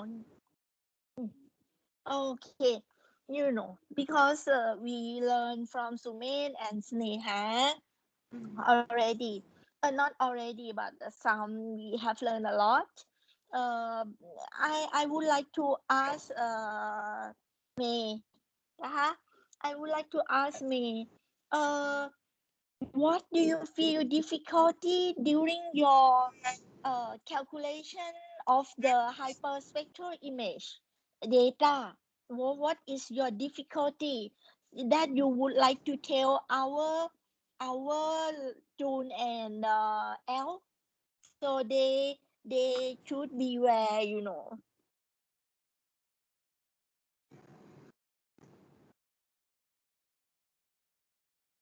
เมย์เข้าใจครูพูดไหมคะเมย์หายไปไหนแล้ว อาจารย์คะหนูลืมเปิดไมค์ค่ะ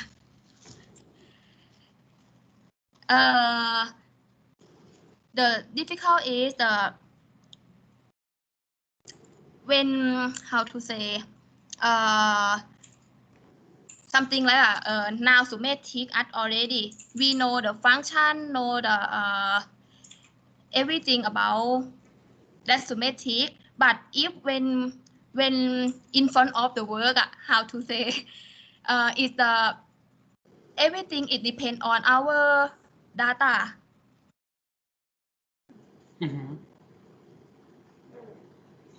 อาจารย์ได้ยินไหมคะหนูไม่รู้จะพูดภาษาไม่รู้จะพูดว่ายังไงอะค่ะอาจารย์คือหนูมีข้อแนะนำน้องๆยังไงเกี่ยวกับเวลาหนูวิเคราะห์ data หนูอาจจะพูดเป็นภาษาไทยก็ได้หนูลองพูดสิคะก็คือเวลาที่แบบเราไม่รู้ว่าเราจะใช้ฟังก์ชันอะไรเช่นสมมุติเราต้องการที่จะเอาง่ายๆคือสมมุติเราต้องการที่จะเฉลี่ยรูปภาพเฉลี่ยสเปกตรัมอะไรอย่างเงี้ยค่ะเราก็แค่เซิร์ชลงไปใน Google ค่ะว่า average data MATLAB อะไรอย่างเงี้ยค่ะแล้วเราก็สามารถดูได้ใน MATLAB Work เว็บไซต์อะค่ะที่สุเมธเปิดให้ดูอะค่ะเราก็จะสามารถ แล้วเราก็จะสามารถอ่านรายละเอียดของฟังก์ชันนั้นๆและคำสั่งนั้นๆแล้วเราก็เอามาประกอบเป็นงานเราเองได้ค่ะอาจารย์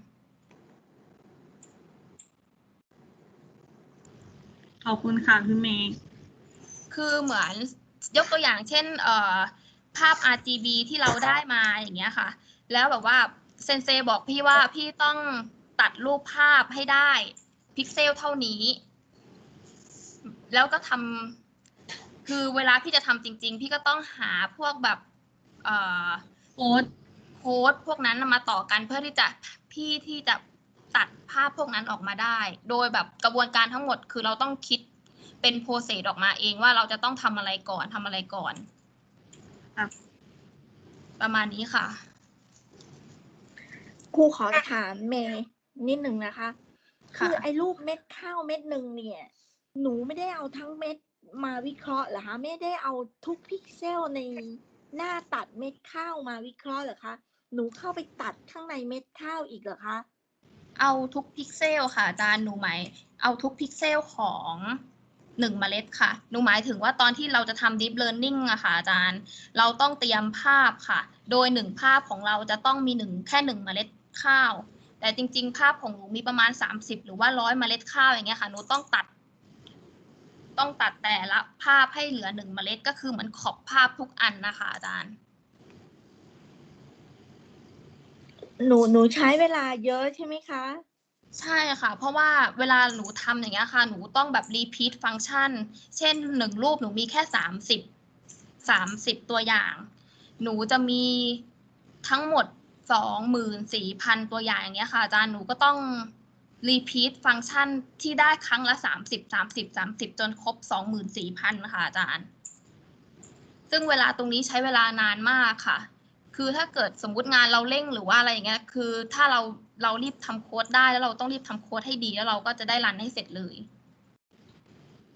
ถ้าเกิดสมมุติตอนแรกที่หนูทำโค้ดหนูมันมีปัญหาเช่นโค้ดนี้ไม่สามารถใช้ได้กับรูปภาพอื่นทำให้แบบเราต้องเปลี่ยนโค้ดไปเรื่อยๆอันนั้นก็คือจะทำให้เราเสียเวลามากค่ะเพราะฉะนั้นเซนเซบอกว่าตอนที่เราทำโค้ดก็คือใช้เวลานานไม่เป็นไรแต่ว่าจะต้องทำให้ดีและสามารถใช้ได้กับทุกรูปของเราอะค่ะเราทำไงมันถึงจะได้ดีนะคะคือก็คือแบบยังไงดีคะอาจารย์ก็คือเหมือนเราต้องใช้เราต้องคิดให้ได้ว่าสมมุติว่ารูปภาพนี้มีอะไรที่แตกต่างกันนะคะอาจารย์เช่นแบบว่าเราจะตัดแบ็กกราวด์ออกจากเมล็ดข้าวยังไงเราจะดูดัชนีของ RGB หรือว่าเราจะดูของ R ตัวเดียวหรือของ G ตัวเดียวหรือของ B ตัวเดียวอะไรอย่างเงี้ยค่ะอาจารย์ที่พี่ซอฟเคยสอนครั้งล่าสุดอะค่ะ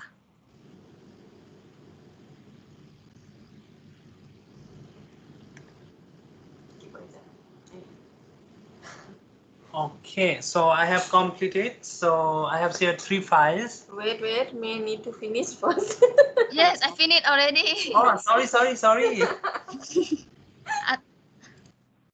After finish, you excited to speak? Sorry. ขอบคุณค่ะเมย์ขอบคุณค่ะ ขอบคุณค่ะ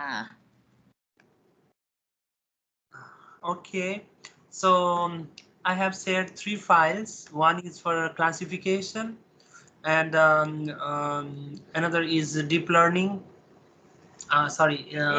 ANN for regression and ANN for classification.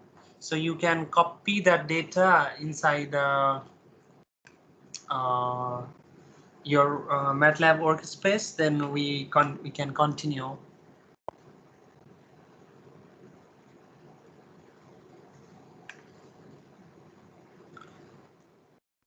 We should use now we don't use regression learner, right? We don't use that, Azan. Yeah, we use the editor, live editor. Yes, Azan. We'll do in live editor, so you can. I'll share with you.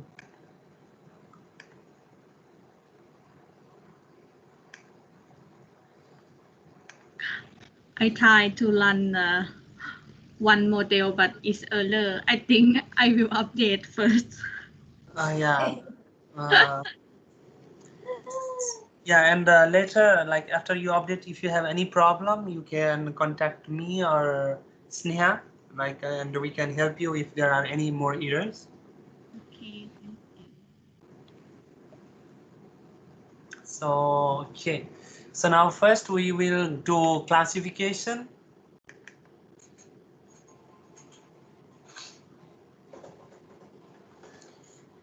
Wait.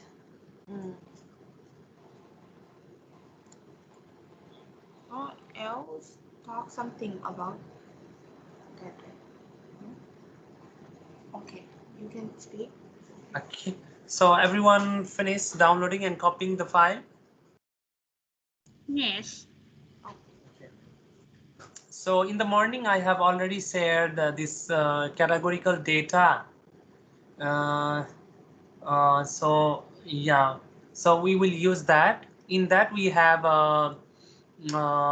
the first column is maturity data, like unripe, ripe, overripe, and from second column we have this wavelength. So from we did from 900 to 1600.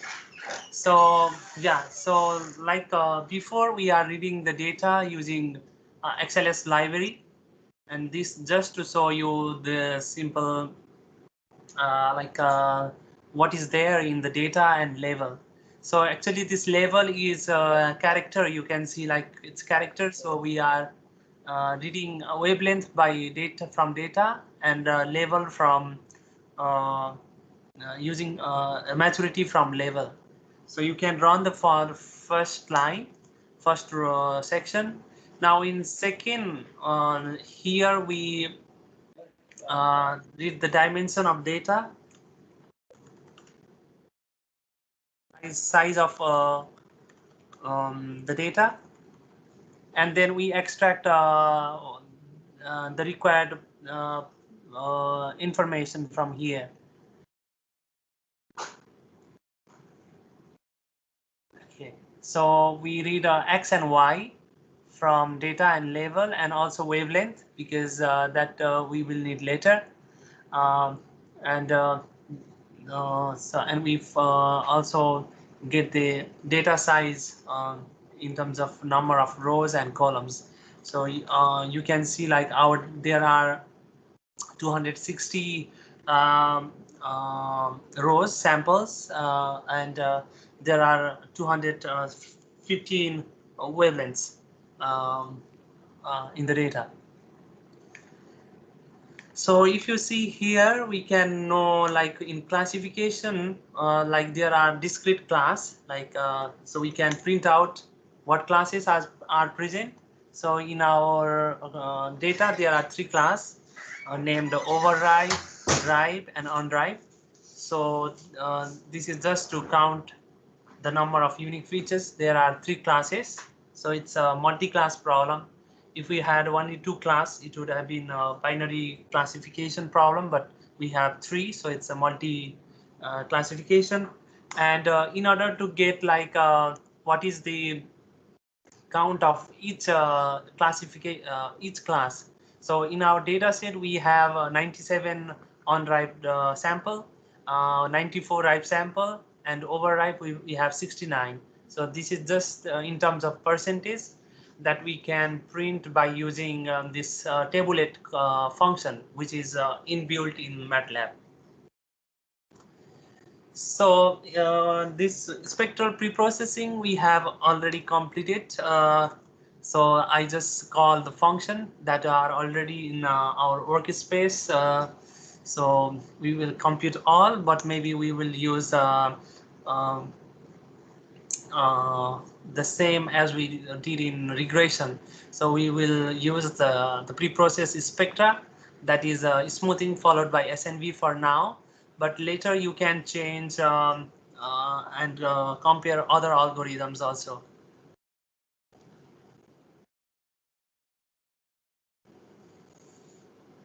So So okay, like in regression, we have to divide the data into test set and training set. So for that we use the same function CV partition as we did before. So we say that there are 260 samples and divide it into test set and training set with 30% of data as test set. So then we divide into train and test for X and Y.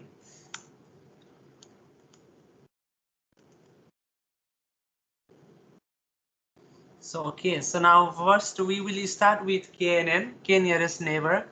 So there are a number of parameters that we need to take into account, like the number of neighbors, like how many neighbors to consider when classifying an unclassified point, or what kind of search method to use. So there are a number of methods, like one of them is KD tree, which is very popular, and the distance, like there are many types of distance, and I think you all know.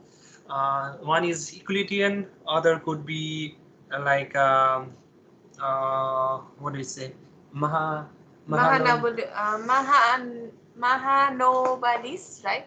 Yes, I yeah. think. So there are a number of distance, but this Euclidean is the normal distance that we are used to compute.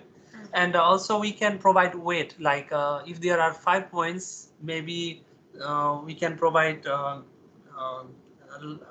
large value of weight to some points which are very close to the some category. So for now, in this example, what I have chosen is we use fit C KNN. So the C represents classification and KNN using KNN. Well, the first parameter we pass is the X data, X train, and the second is the level of the class, level of the sample in the training data set.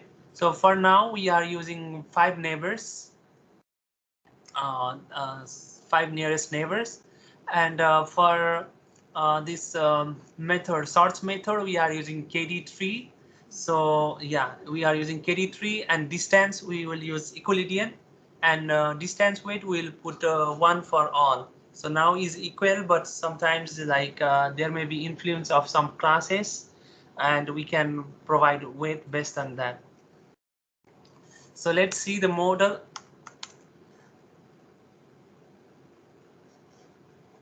So model over here.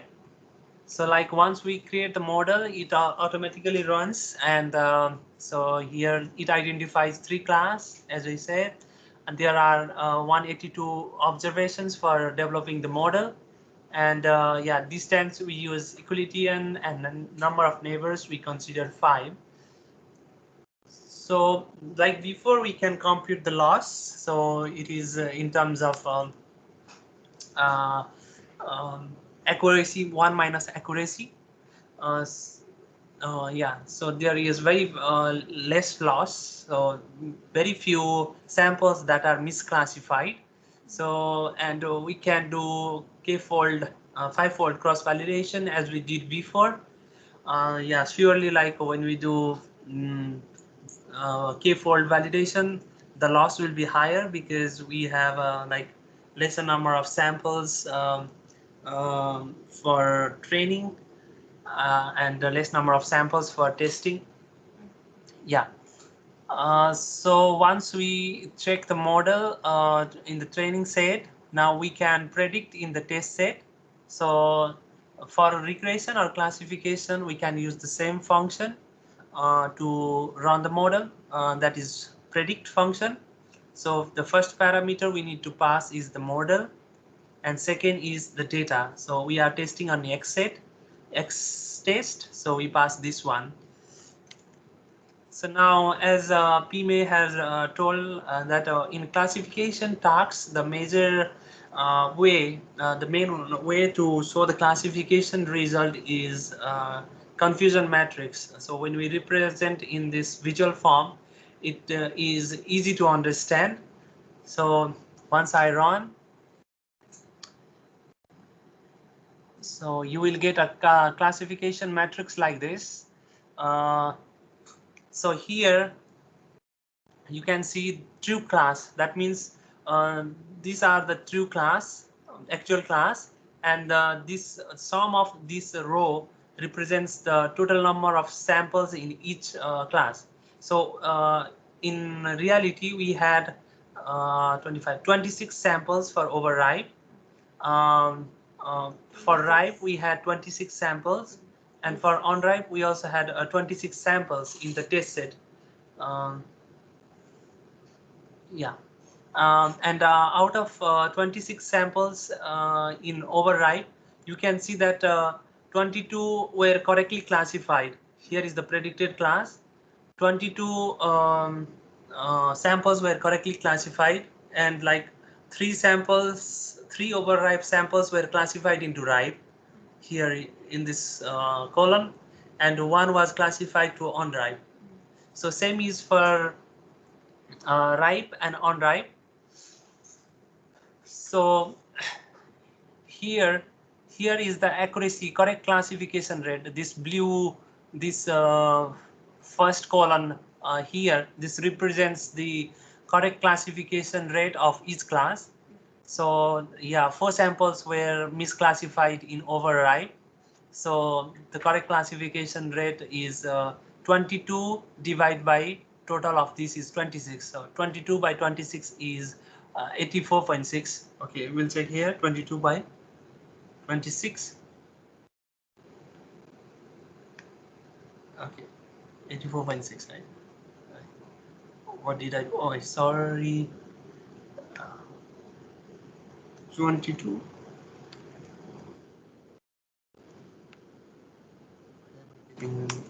Okay, you can see here. So like, yeah, the correct classification rate of overripe is 22. Correctly classified by total number of samples in overripe is 26. So same is for ripe and unripe. So here you can see compared to ripe and unripe, overripe was correctly, most of the samples were correctly classified.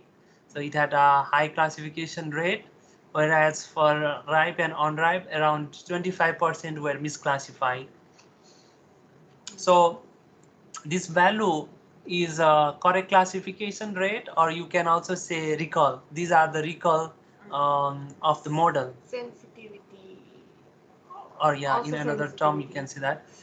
And over here, it is like the precision of the model. Like uh, for example, in the case of overripe, like all 22 samples were classified into overripe, and you can see that ripe and unripe there are no samples. So the precision of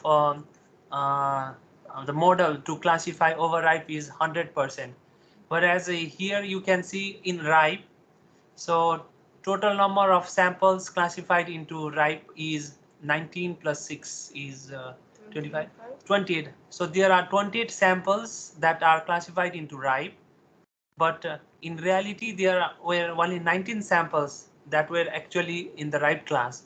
So the precision is given by like how many samples are correctly classified by total number of samples classified 28. Is 28. Okay, it's 28. So you can see the 67.86. So yeah, this value is the precision of model for classification of ripe. So similarly, it computes for unripe. So is there any question regarding confusion matrix? Can we see the overall accuracy? Where is it? No, it's clear. Clear? Okay. I think even Pime can later explain in Thai more clearly. Okay, so we just computed this one. Now we will compute the overall accuracy of the model. So this part is for overall accuracy.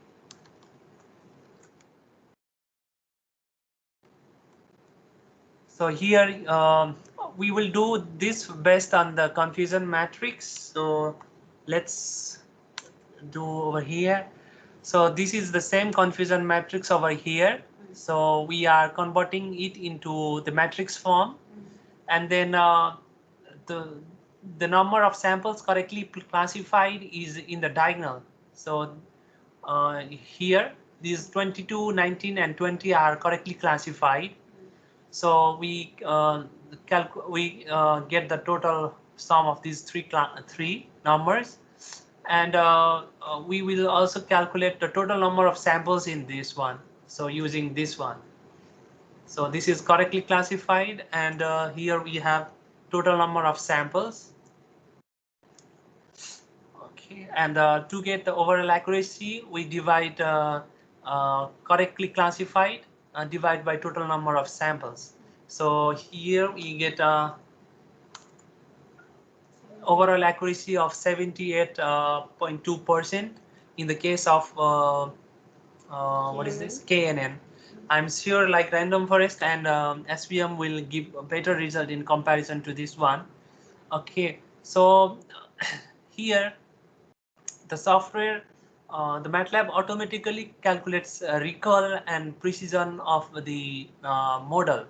But we can also calculate, I have written here the formula. So recall is calculated as, recall for each class is calculated as, from here I will explain, number of samples correctly classified by total number of samples in override. So 22 by 26. So we compute 26. Yeah, we compute the recall precision and F1 score based on the like this. So F1 score is harmonized mean.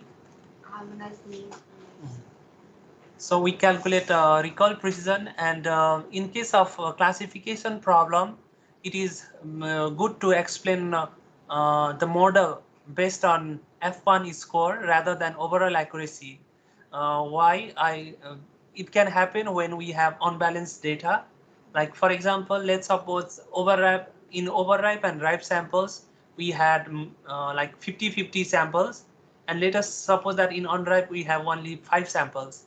Then in such cases, like overall accuracy is not good way to explain the model performance. So rather we have to check the correct classification rate, which is recall, and precision and F1 score of each class, so that we can better justify about the model. So for that, I try to present you in a table format so that it will be easy. So I think this kind of tables is also good to put in the scientific report. So here I give information about what classes we have, what is the precision of each class, what is the recall of each class, what is the F1 score, and how many samples were there in each class. So from here you can see that we had overall accuracy of 78%, right? But if you go to overripe sample, you see though overall accuracy is 78, the correct classification rate of overripe is less than the overall accuracy. So in our case, our objective is to get the high correct classification rate for each class. So we have to justify from recall, like, okay, the overripe samples were like more misclassified than others, right? And regarding the F1 score, if the F1 score of any class is near 1, then it is good one. So if the F1 score is less than 0.5, the model is not considered good for classification of that particular class. However, the value seems okay here. However, maybe this model will not be useful when we want to transfer this model for real scenario, like in the what do you call? Real system Yeah, real online system or application. online system, the KNN model may not give the good performance. Any questions?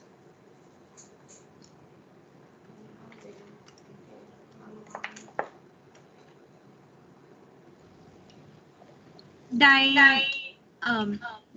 Dig, right? DIAG Yeah, is a function, right? it's a function in matrix which gets only the diagonal elements. Oh, because my own function is not show. I think I don't know, but why you don't what this what is this? Okay, here you can see our matrix is this. So if we type DIAG then CM, so it will only get the diagonal elements. Okay. Okay. So you see we have 20, 19 and 22 as outputs. So these are the correctly classified samples. It's correct.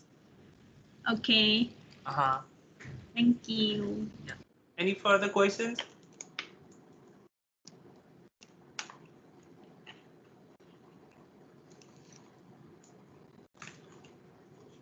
Okay. Then I will start with second machine learning approach. So linear discriminant analysis. So in LDA there are few parameters in comparison to other machine learning approaches. So for classification using LDA, we use this function fit, C and discriminant, because it's a discriminant analysis where we use the linear function.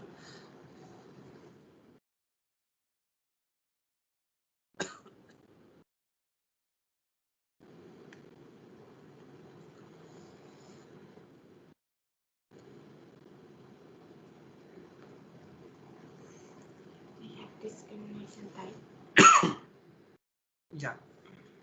So this discriminant type can be others than this one. So like quadratic or maybe polynomial, sometimes the linear function may not be able to separate between the classes. So we can also use other, like if you type help fit CDIS CR, so you will get yeah, the discriminant type. You can see it can be so because we are doing LDA, we choose discriminant type as linear, but there are quadratic or maybe pseudo linear, which I think it treats as a like non-linear function. So other than that, the parameters are like gamma for regularization. So you can try it like it's like in the SVM. I think Sneh has explained a little bit about it before. So for now, we will only select the discriminant type as linear, and in this fit C discrim function, we will pass the training data set and training level.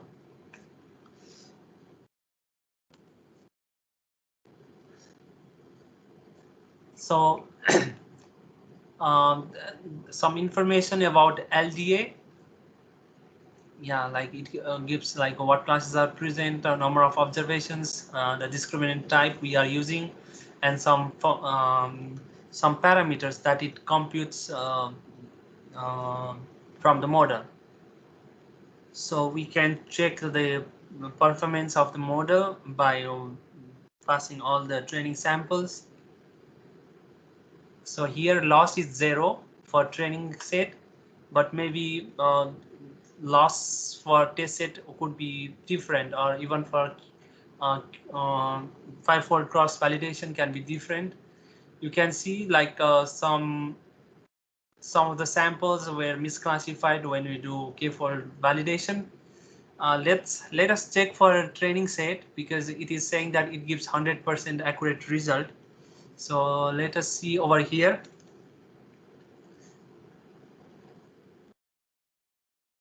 We try to predict from training set, and we plot between the training and the predicted from the training. So you see, like during training, like no samples were misclassified when we use LDA. However, like when we do cross validation, 5-fold cross validation, there are some errors. So yeah, some are misclassified, but during training, LDA seems to perform better, good. But let's see how it performs when we are testing the model. So here we test for the model.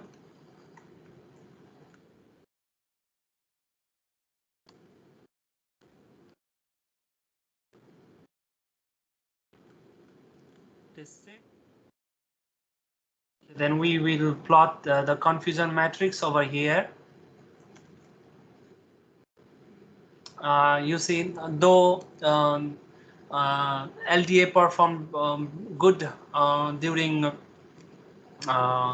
training, however, in test set, it seems it doesn't perform good one.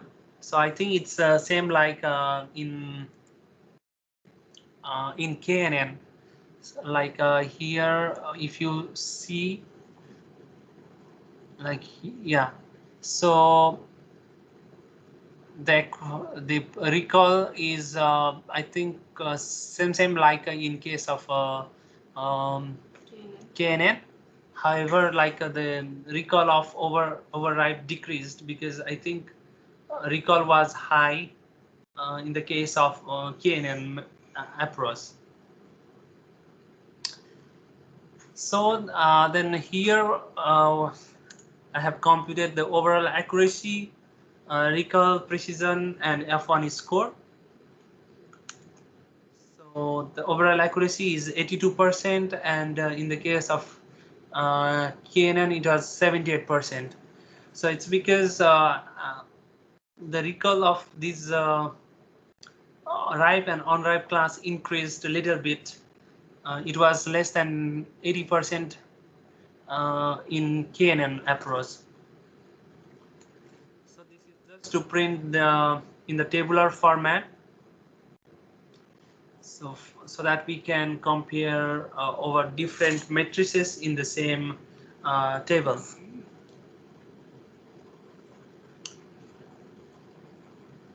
So any questions?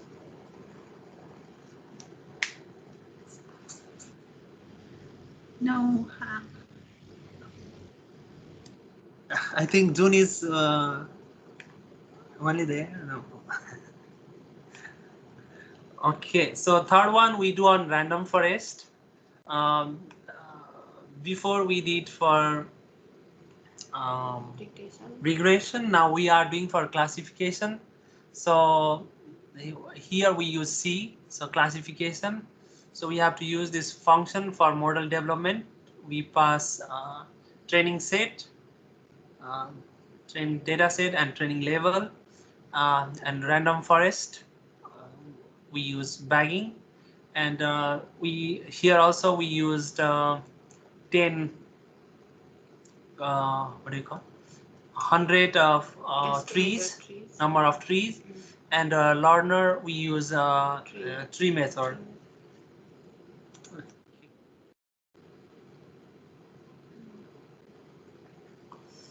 So these are the model parameters. So just the information about the model. So now we can check the performance of the model on the training set. So looks like all the samples are correctly classified for training set, because this loss is 0. So it's same like here in LDA. So here we pass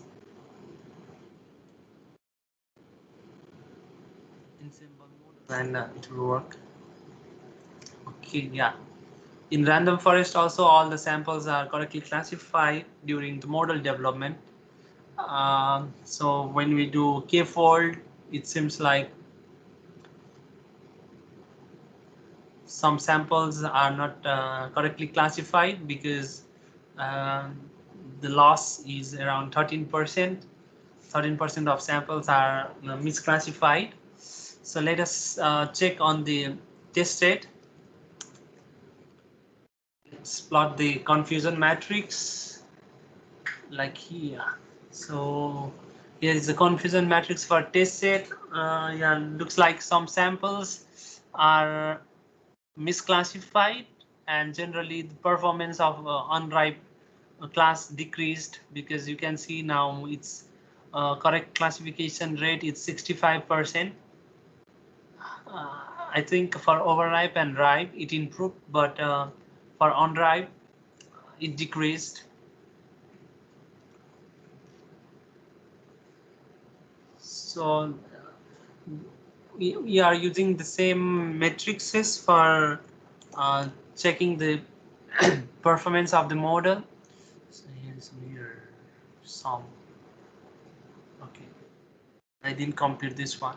So first, the overall accuracy, you can see now accuracy is around 80%. I think not so good uh, in terms of overall accuracy, like all of them are performing similar. Yeah, so the confusion matrix is here. Yeah, so yeah, funny score yeah, is seems good for on-drive, but for other is not that good.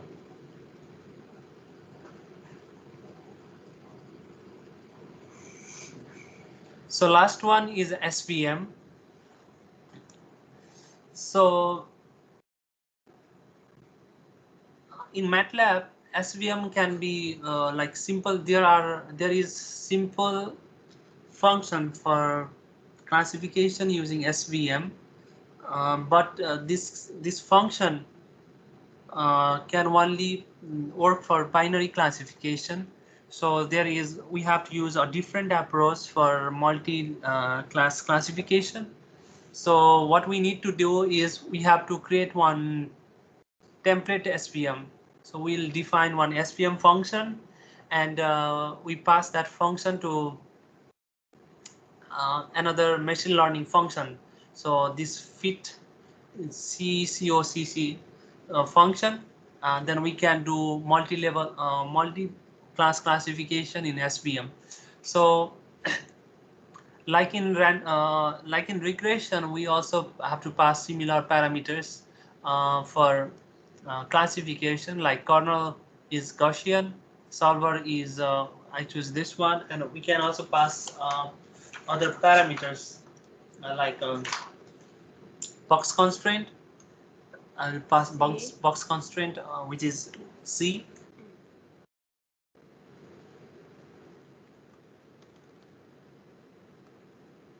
Box constraint. I will pass as okay, 50 for now. And kernel scale gamma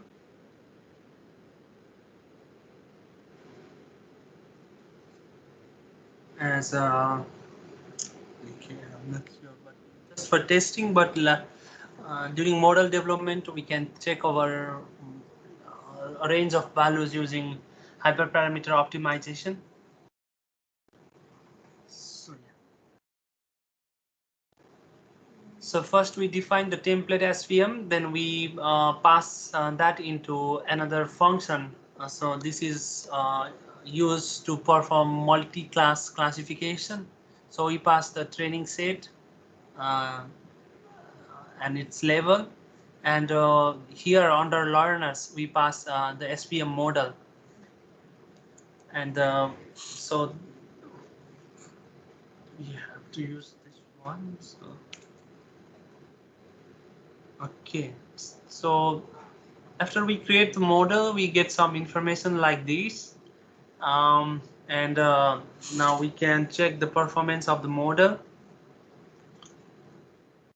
So here it looks like it also shows no, like all the samples are correctly classified in training set, which we can show by plotting this one. Here we use this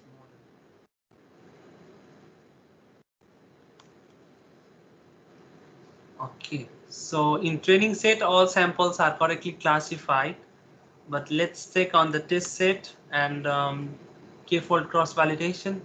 So here you see like around 19 or 20% of the data set are not classified accurately, are misclassified. So let's check on the test set. Yeah.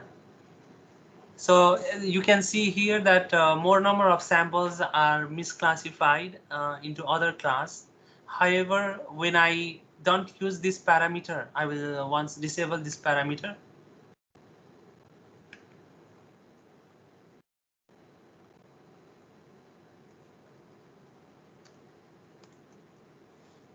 If I don't use this parameter, so that means this box constraint will be 100 and kernel scale will be estimated automatically.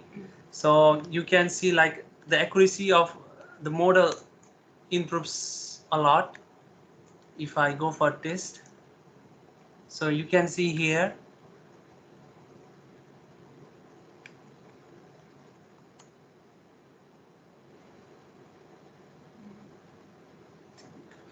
okay, I have to run this one.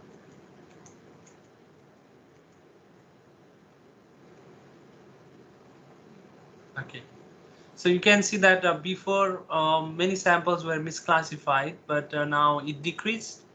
But yeah, still there is more confusion in unripe samples.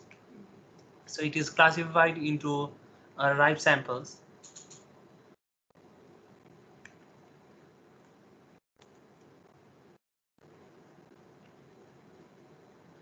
So yeah, so the overall accuracy is around 78%. So when we are using the default values, but for sure we can improve by optimizing the parameters. I think we have reached up to 95%. 100. No, for test set. For test set 100. Hey, no. Around 92 to Around 95% 95%.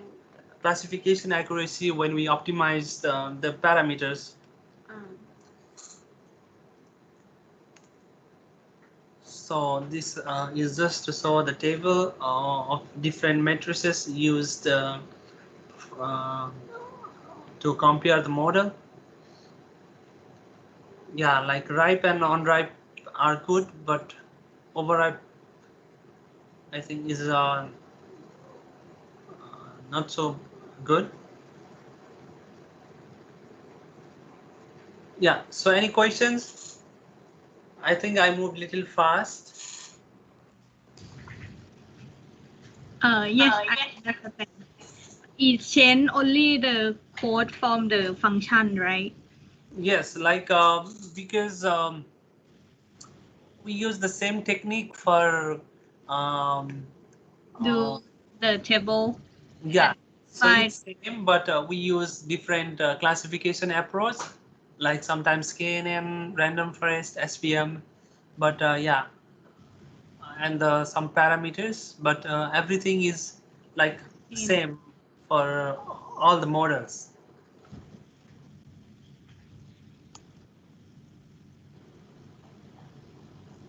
So generally, because the workflow will be same, because first thing we do is data in machine learning or deep learning, we do data preparation, then to data pre-processing, and 3 is model development,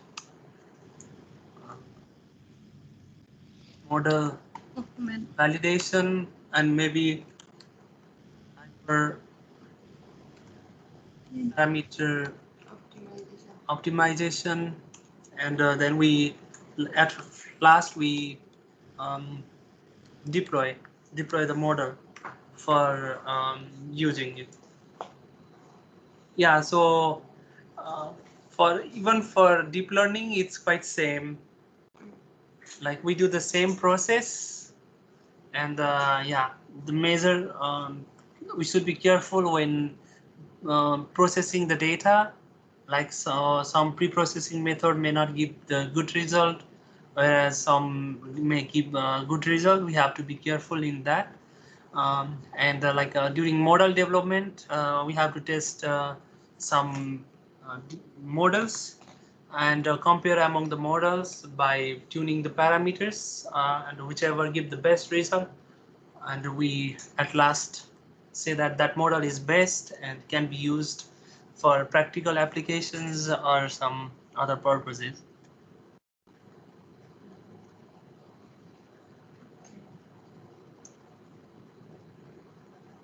Okay. Any more questions?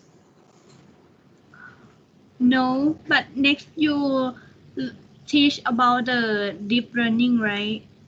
Yeah, I have. We only prepare for ANN. Yeah, but now I have class from teach my student. Okay, this material like the video will be recorded and you will get the this code of ANN and you can understand. It have it only two only, right? ANN from classify and regression. Yes.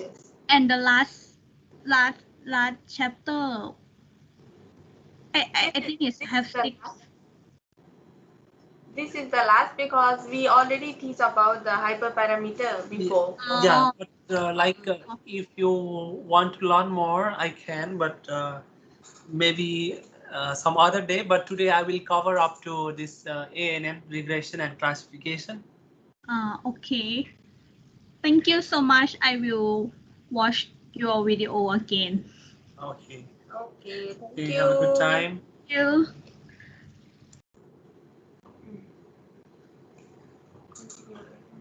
Any questions from Atan or Al, Pime?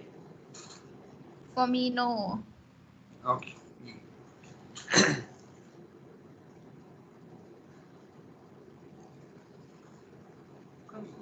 Okay, so I will continue with now ANN regression. We will work on simple ANN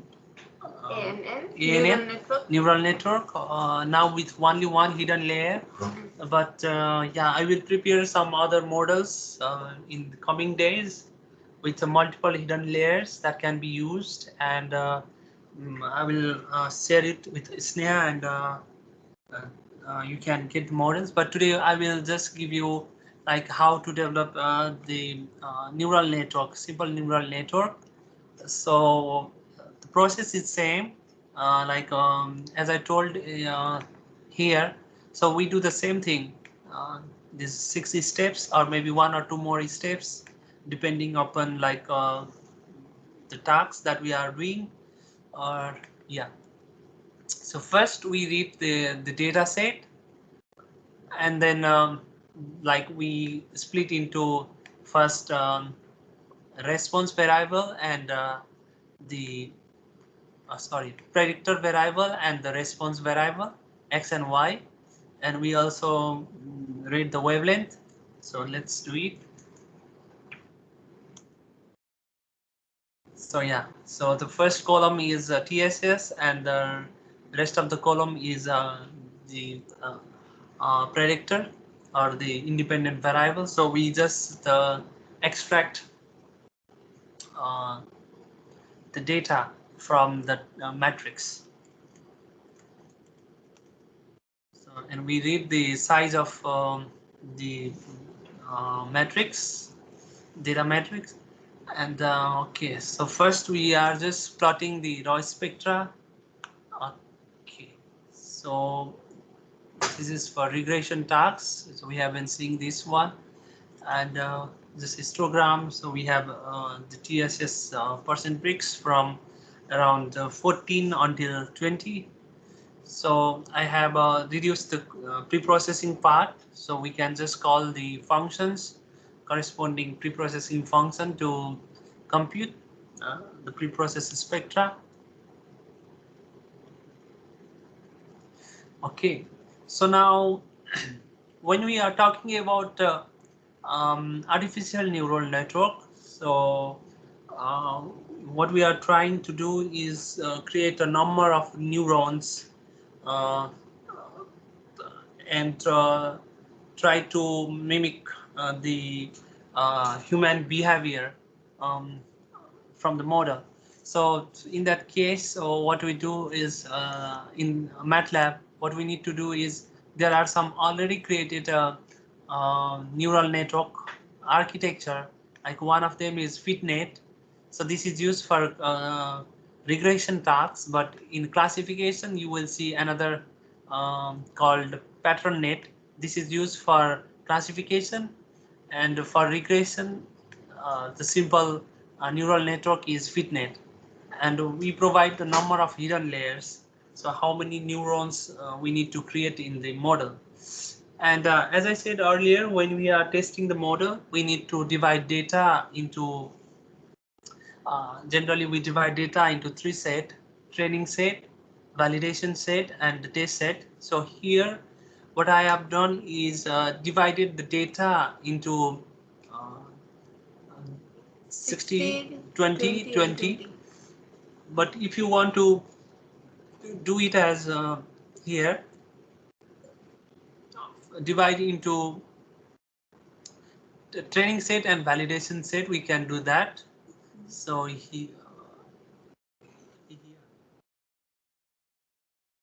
we can you can later try on this part where we divide the data into training and validation. For now, we will divide the data into three sets. You know. May I tell you? You know, is the when we make a training set, validation set, and then test set.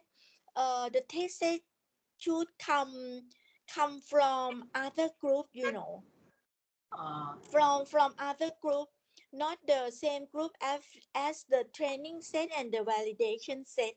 You Yes, understand that? yes, Azan, it's true, Azan. Like we have to test on the data that has not been fitted or used when developing the model. Or yeah, that's true. So like this, we cannot separate into three group. You know. Yes, Azan, yes. So so this could be from Unknown set. yeah, this is like unknown set. You cannot say 60 divided by 100, 20 by 100, and 20 by 100 is not like this. You know. Yeah. You cannot from 100 and then separate. You cannot. Uh, uh, it's like the data is divided randomly, Azan, and this means the percentage is like you can say 60% of data, This should be 20%. 40. That one should be 40. No, like this is not correct. Yeah. So we can do in two ways. Like generally, when you do deep learning, we divide into three sets. So I showed here like that. But yeah, as Sneha also told, this would be unknown set, and we have to Yeah. actually use. Yeah, we can try on this is fine.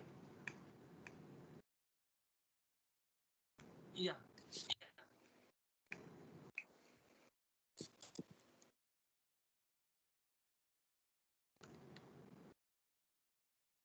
So now I will do like this. So we have a training set and test set, and yeah, so we will train the model using this 60% of the data set, and we will use 20%, 40% as to test the model.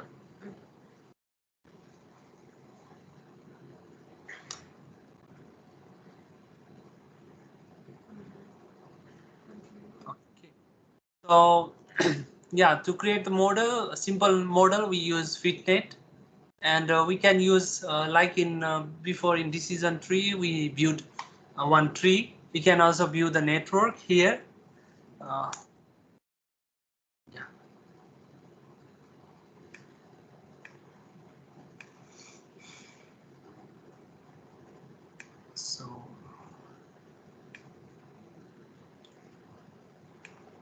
So when you run the model, when you run this the line, the code, then you will get the view of the network like this. So we have input, and there are 10 neurons in the first hidden layer. So the model will compute weight and bias for the neurons, and then it is passed to the output layer. So here this sign represents sigmoidal.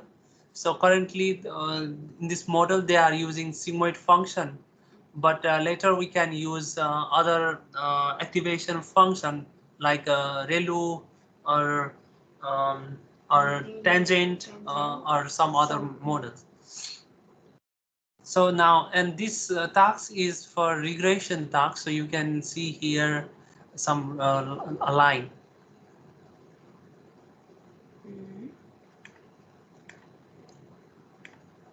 Okay, I will continue with MATLAB. So for now, we will work on SNV. So we can work on same spectral data set, that is like this one. Both spectra followed by SNB. Followed by SNV. Okay.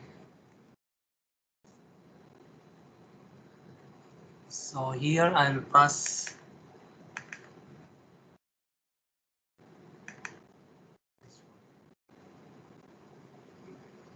So unlike regression and classification, this neural network takes data in different way.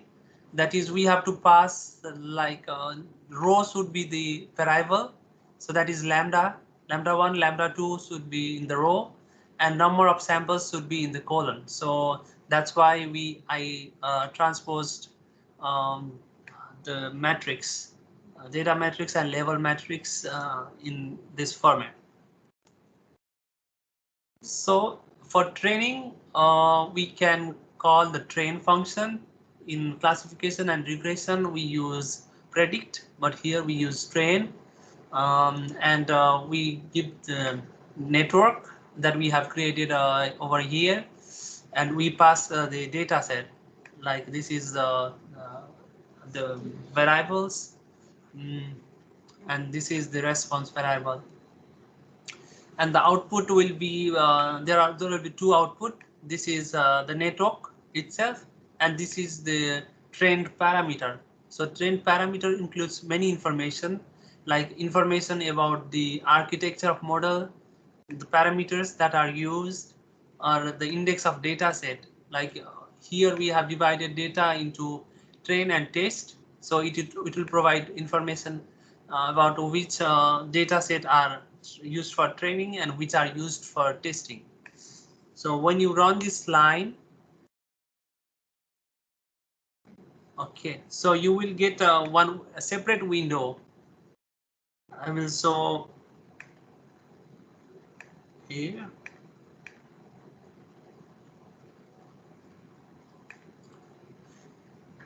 So once you run that section, you will get the window like this.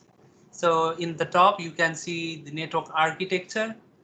So we are inputting 1055 inputs. Yeah, because we have 1055 wavelengths, and it goes into the hidden layer, and the output is generated. So here you can see the algorithms that parameters that are used. Yeah, so here is the progress, like how many iteration it is running, what is the time, like performance, like that. So once the training operation, why the iteration is parameter is the epoch. What is epoch? yes, Azan. Like generally in the technical term they use for in machine learning is epoch. Like it is. Epoch is the English word or not? Yes, Azan. It's an English word. So epoch is used to represent like Number of iteration. yeah, number of iteration. So certain time.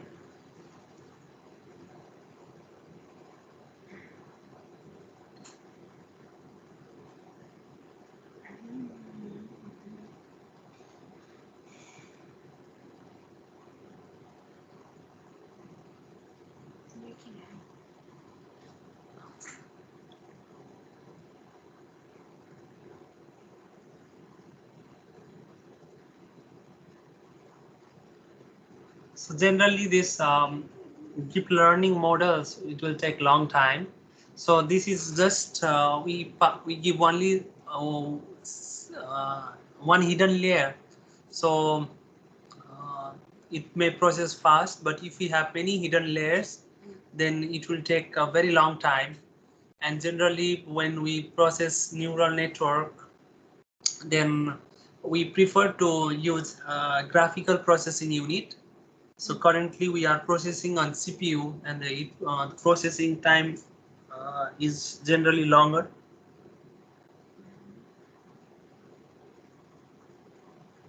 Okay, so here now, though the default value is like it can run up to 1000 epoch, 1000 iterations. Here the training part is completed because after running 9 epoch, it meet some condition, Minimum right? gradient, yes. Yeah. So after the training operation has been completed, we can plot different graphs from here. Like if you click on performance,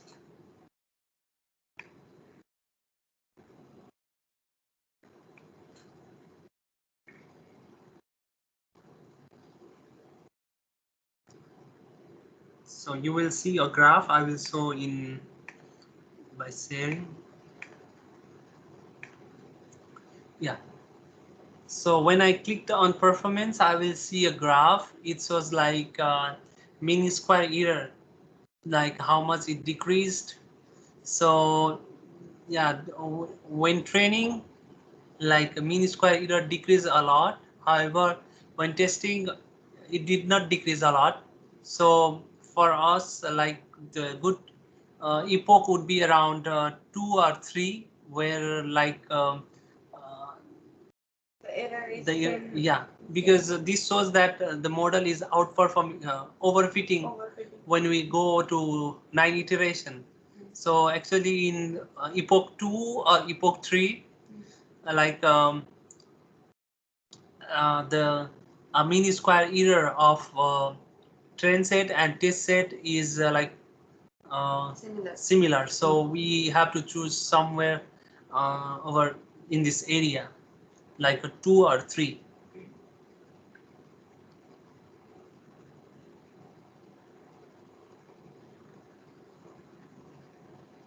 So I will go back to MATLAB.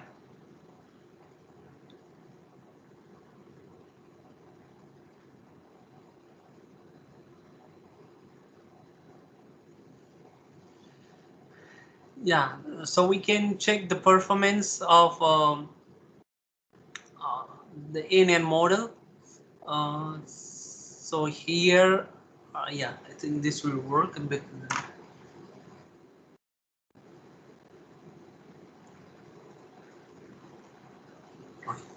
So we can run the model. Sorry, so I write white and predict.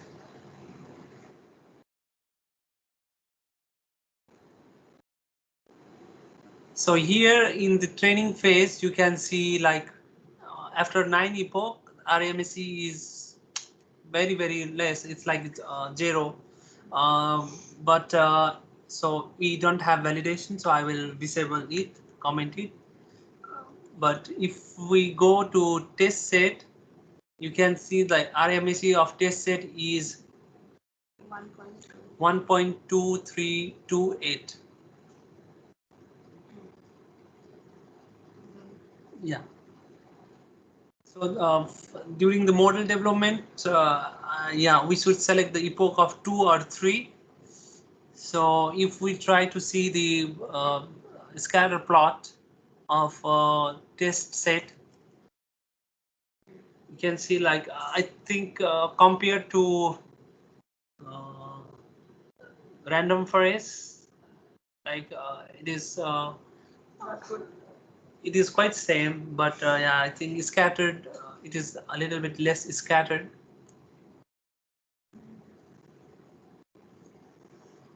Yeah.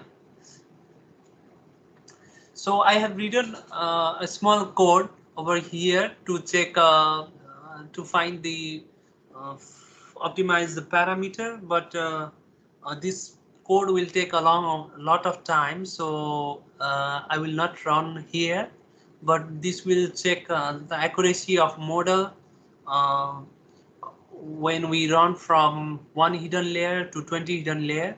So, and we can select the best hidden layer size by running this code.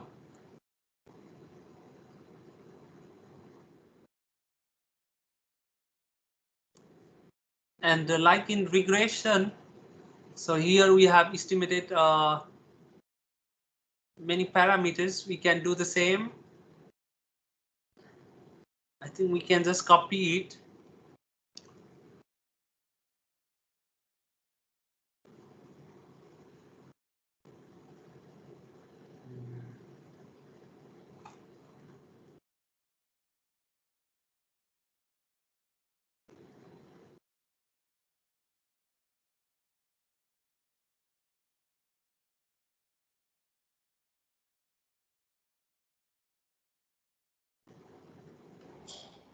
Yeah.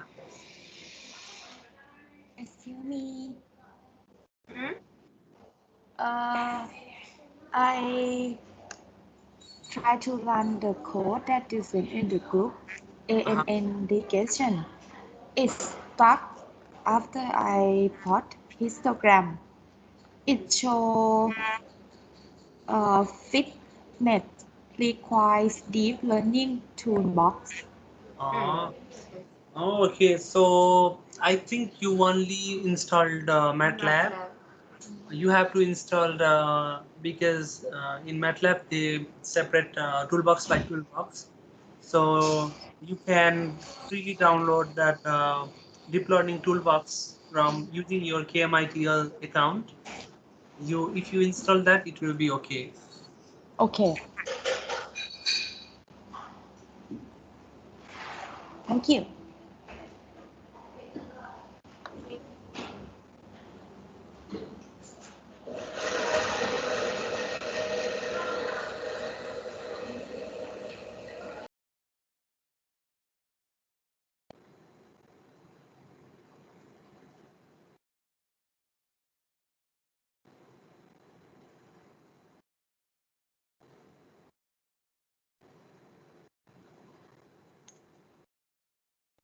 So now, yeah, so now we get the output. Yeah, yeah, the output is not good, but we can um, find the optimal parameter if we run this section and plot it in the graph. So we will get some output from that. We can select the optimal hidden layer size, and it can perform better.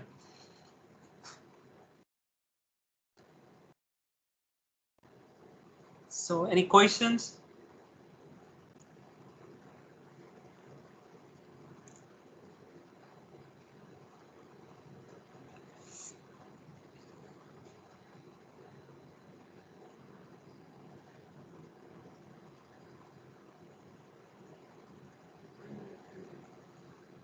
Can continue to classification, I think. So I will continue the classification part. So it's same like the regression, just we use a different model, and there is some something that we need to adjust before running the model. So here first we read the data set. Yeah, like in regression, but yes, okay. So here we read the data set using XLS read function, but we extract the data and label as we did in the classification task. So it's same. So, and we get the number of row and number of column in the data matrix. So here, this part is important in artificial neural network when we use for classification tasks. So as you see, I will print. Oh, so Y. I'll print 5 elements of Y.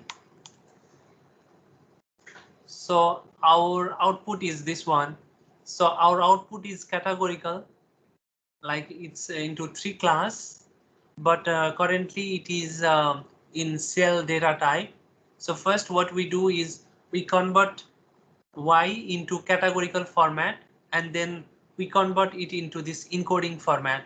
So where the first column represents unripe, second represents ripe, and third represents overripe. And 1 means that it is, yeah. So I think it is based on alphabetical. So this means ripe, overripe, and unripe.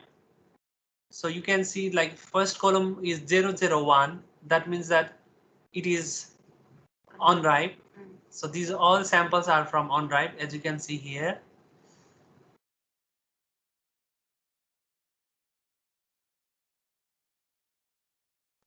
Okay. So we have to do this encoding part to convert the data in this format to data in this format.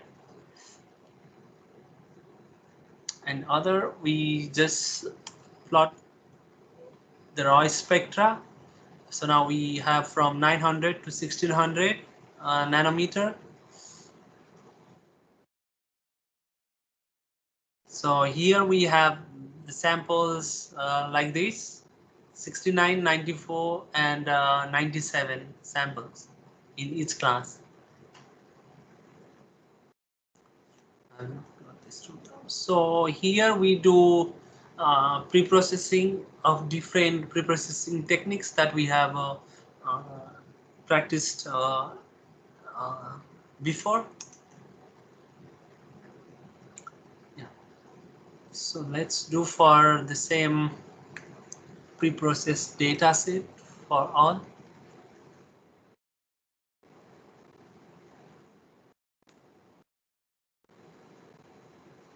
Okay, so now we have the smooth SNB spectra.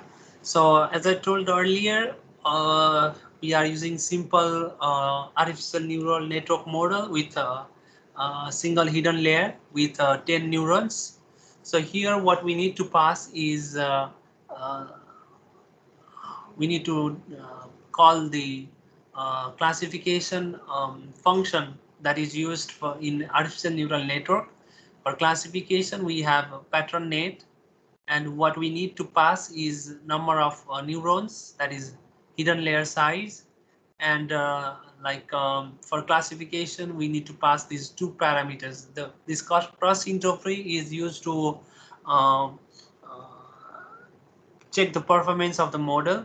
So in regression, we use RMSE or MSE. In classification, we use cross entropy to check the performance of the model. So Azan has suggested to use this approach. So we will do the same, where we divide into 40 and validation as 0. So we split the data into training set and test set. So train set we have 40, 60%, and test set we have 40% data set.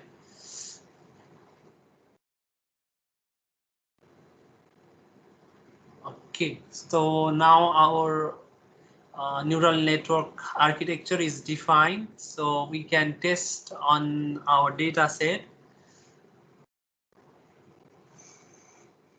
So we convert the data into the format that neural network can accept. So we need to format the data in this format.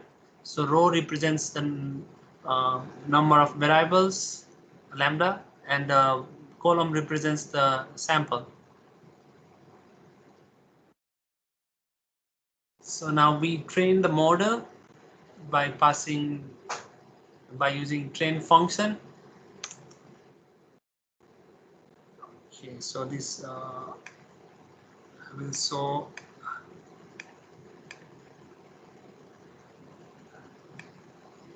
So once you run, you will get the output like this, and you see like now it is running.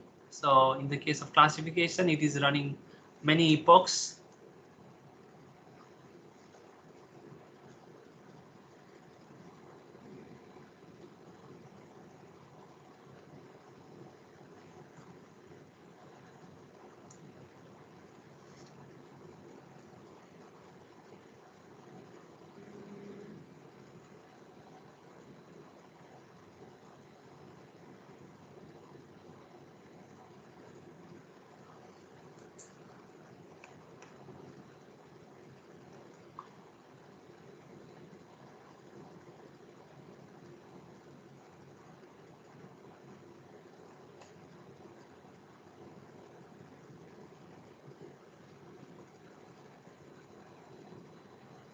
Okay, so our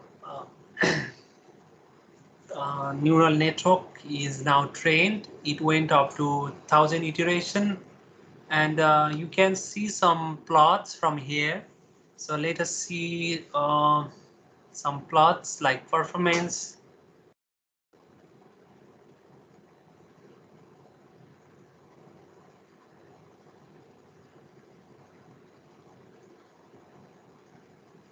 So performance of the model.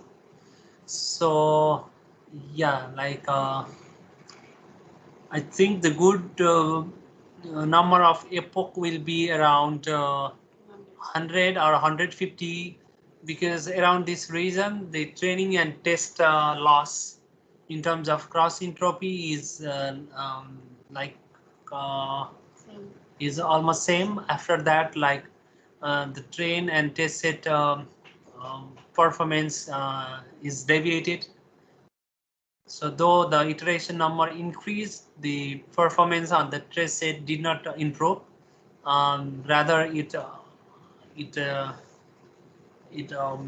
like seems to be overfitting the model as we train over more epoch.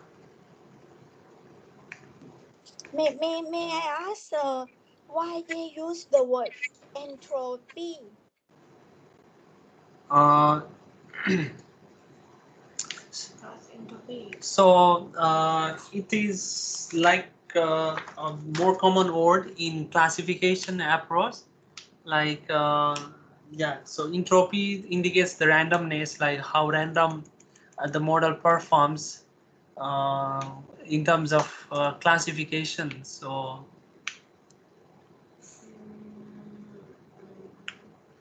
So generally, when we run the classification model in ANN, it gives the probability distribution for each class.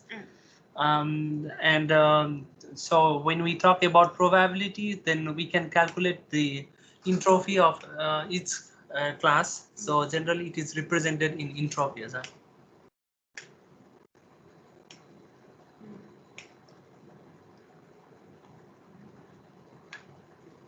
Is about the So may I ask, may I ask why the neural network run iteration?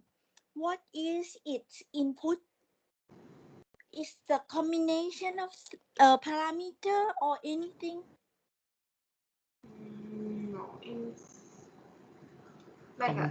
it is a combination. Like in neural network, for us the input is the wavelength, and the combination and the iteration is, that means like when we input the data, right, each input will pass through the neuron. So now we have 10 neuron in our hidden layer. So each input will pass through each neuron with some weight and bias. So when we run in the iteration, we have to, the iteration, that means that one cycle complete of one neuron. So we have many iteration based on the input that we provide. For now, we have 215 input and then 10 layer. So each 215 input will pass through each neuron, and then it will pass outside, like it will create some pass through some activation function, and finally we get the output. So in this case, the iteration, it means the cycle that the overall performance is going on from input until output.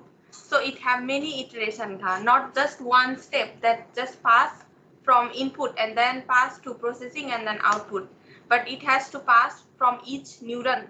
So this is the condition for artificial neural network. Yeah, the model has to learn for longer time. Yes. And after each iteration, it just updates the weight and bias, like by comparing with the classification result of previous iteration. It tries to improve as much as possible. The input we give and the output that we get, between that, the neural network, it tries to add the weight and bias and then improve the result in every iteration until it get the best one.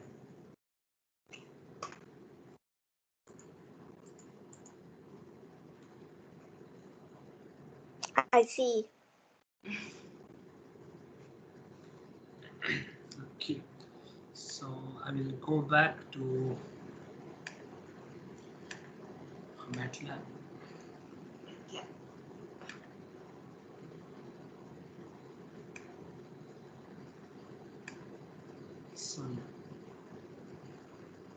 So now it's not RMSE.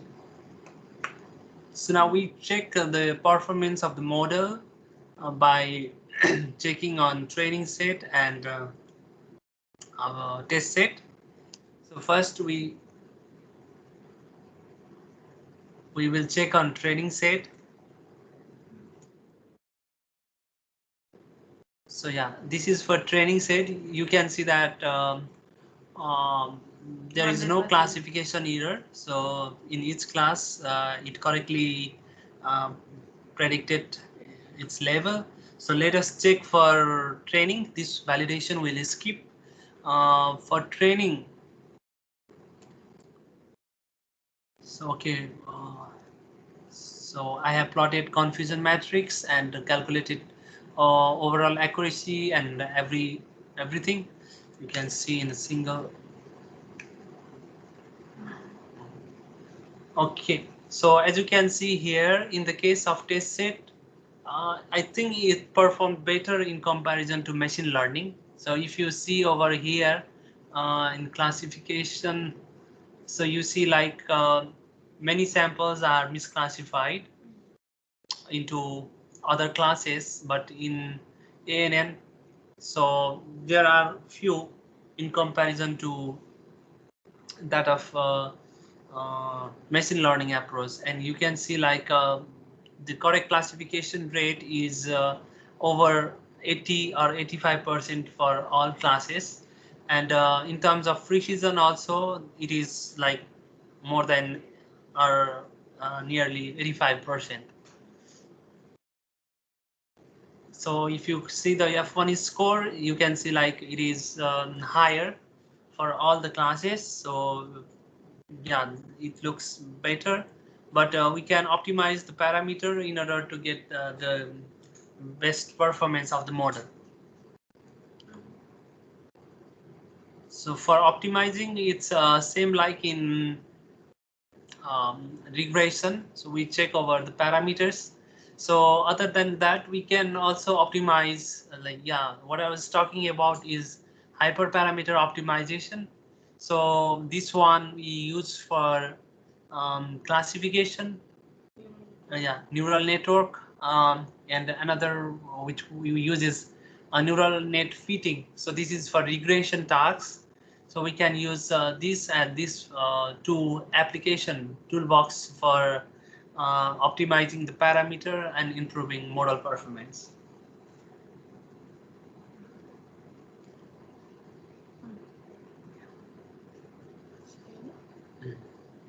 So yeah, any questions? The last module of the training. If you have any question, please.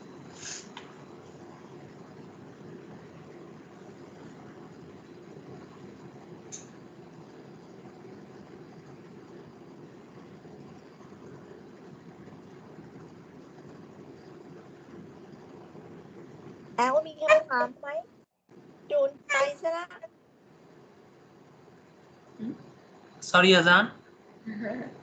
I asked Elle whether she has any question because she, may I ask Elle, how you will do on your data after you learn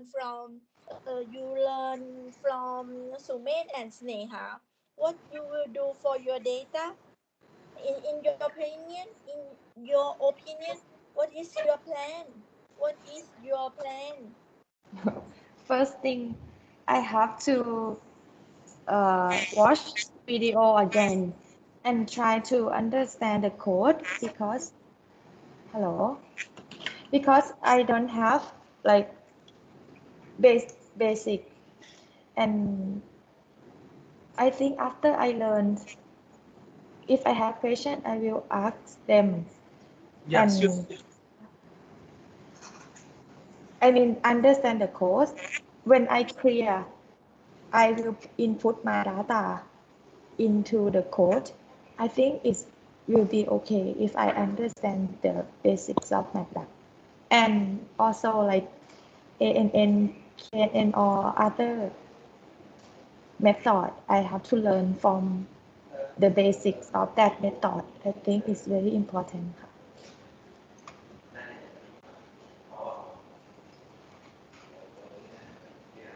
Okay, so now I think we should close our training course by Sumit and Sneha.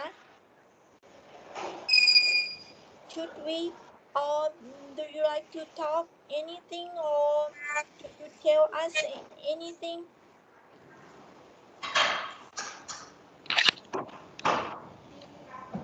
yeah, you can start first.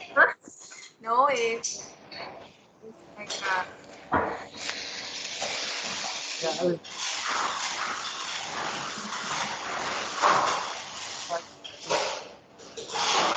Sharing session.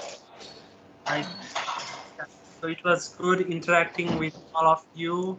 So being a researcher, yeah, it's good to help each other when we are in need of help. So this is like multispectral or hyperspectral image processing. So I was also like excited to give some knowledge that I have in coding to all of you. Thank you so much. And yeah, for those who are remaining, yeah, so coding is not like a one day success. We have to like practice every day. Like even for me, if I don't code for 2 or 3 days, then I will forget many. So better give some time, 1 or 2 hours coding. Learn a small thing at once. Don't expect to learn a lot at once. Learn small part, and then you will be able to do and improve. Even my training session, like I have covered basics, but you can learn more, and maybe one day I will learn from you too. Thank you so much for that. Yeah. Thank you very much, Sneha and Sumen and Sneha. I am very happy to have you both to help our lab improve and advance. Because we didn't know about this kind of thing. This kind of thing, but because of Sneha and you, she can teach and learn a lot and teach us. Thank you very much. Thank you, Yeah, Ka. yeah. So we hope we will have another opportunity that you learn more and can teach us more. Yes, Yeah, we'll be happy. yeah. Thank you very much. Thank you, So Azan. we close our training course, and please learn from the video we record. If you have question or anything, Sneha and Smith there, and then you can ask. you know okay. Yeah, Okay. thank you very much, everybody. Thank you, Thank Yeah. you, ค่ะ Azan. สวัสดีค่ะ thank you นะ ค่ะสวัสดีค่ะสวัสดีค่ะอาจารย์ สวั ส ส วัส ดี ดี เม ค่ะ ย์ขอบคุณนะคะ สวัสดีเมย์สวัสดีค่ะ สวัสดีแอล สวัสดีค่ะ ขอบคุณค่ะ สวัสดีค่ะ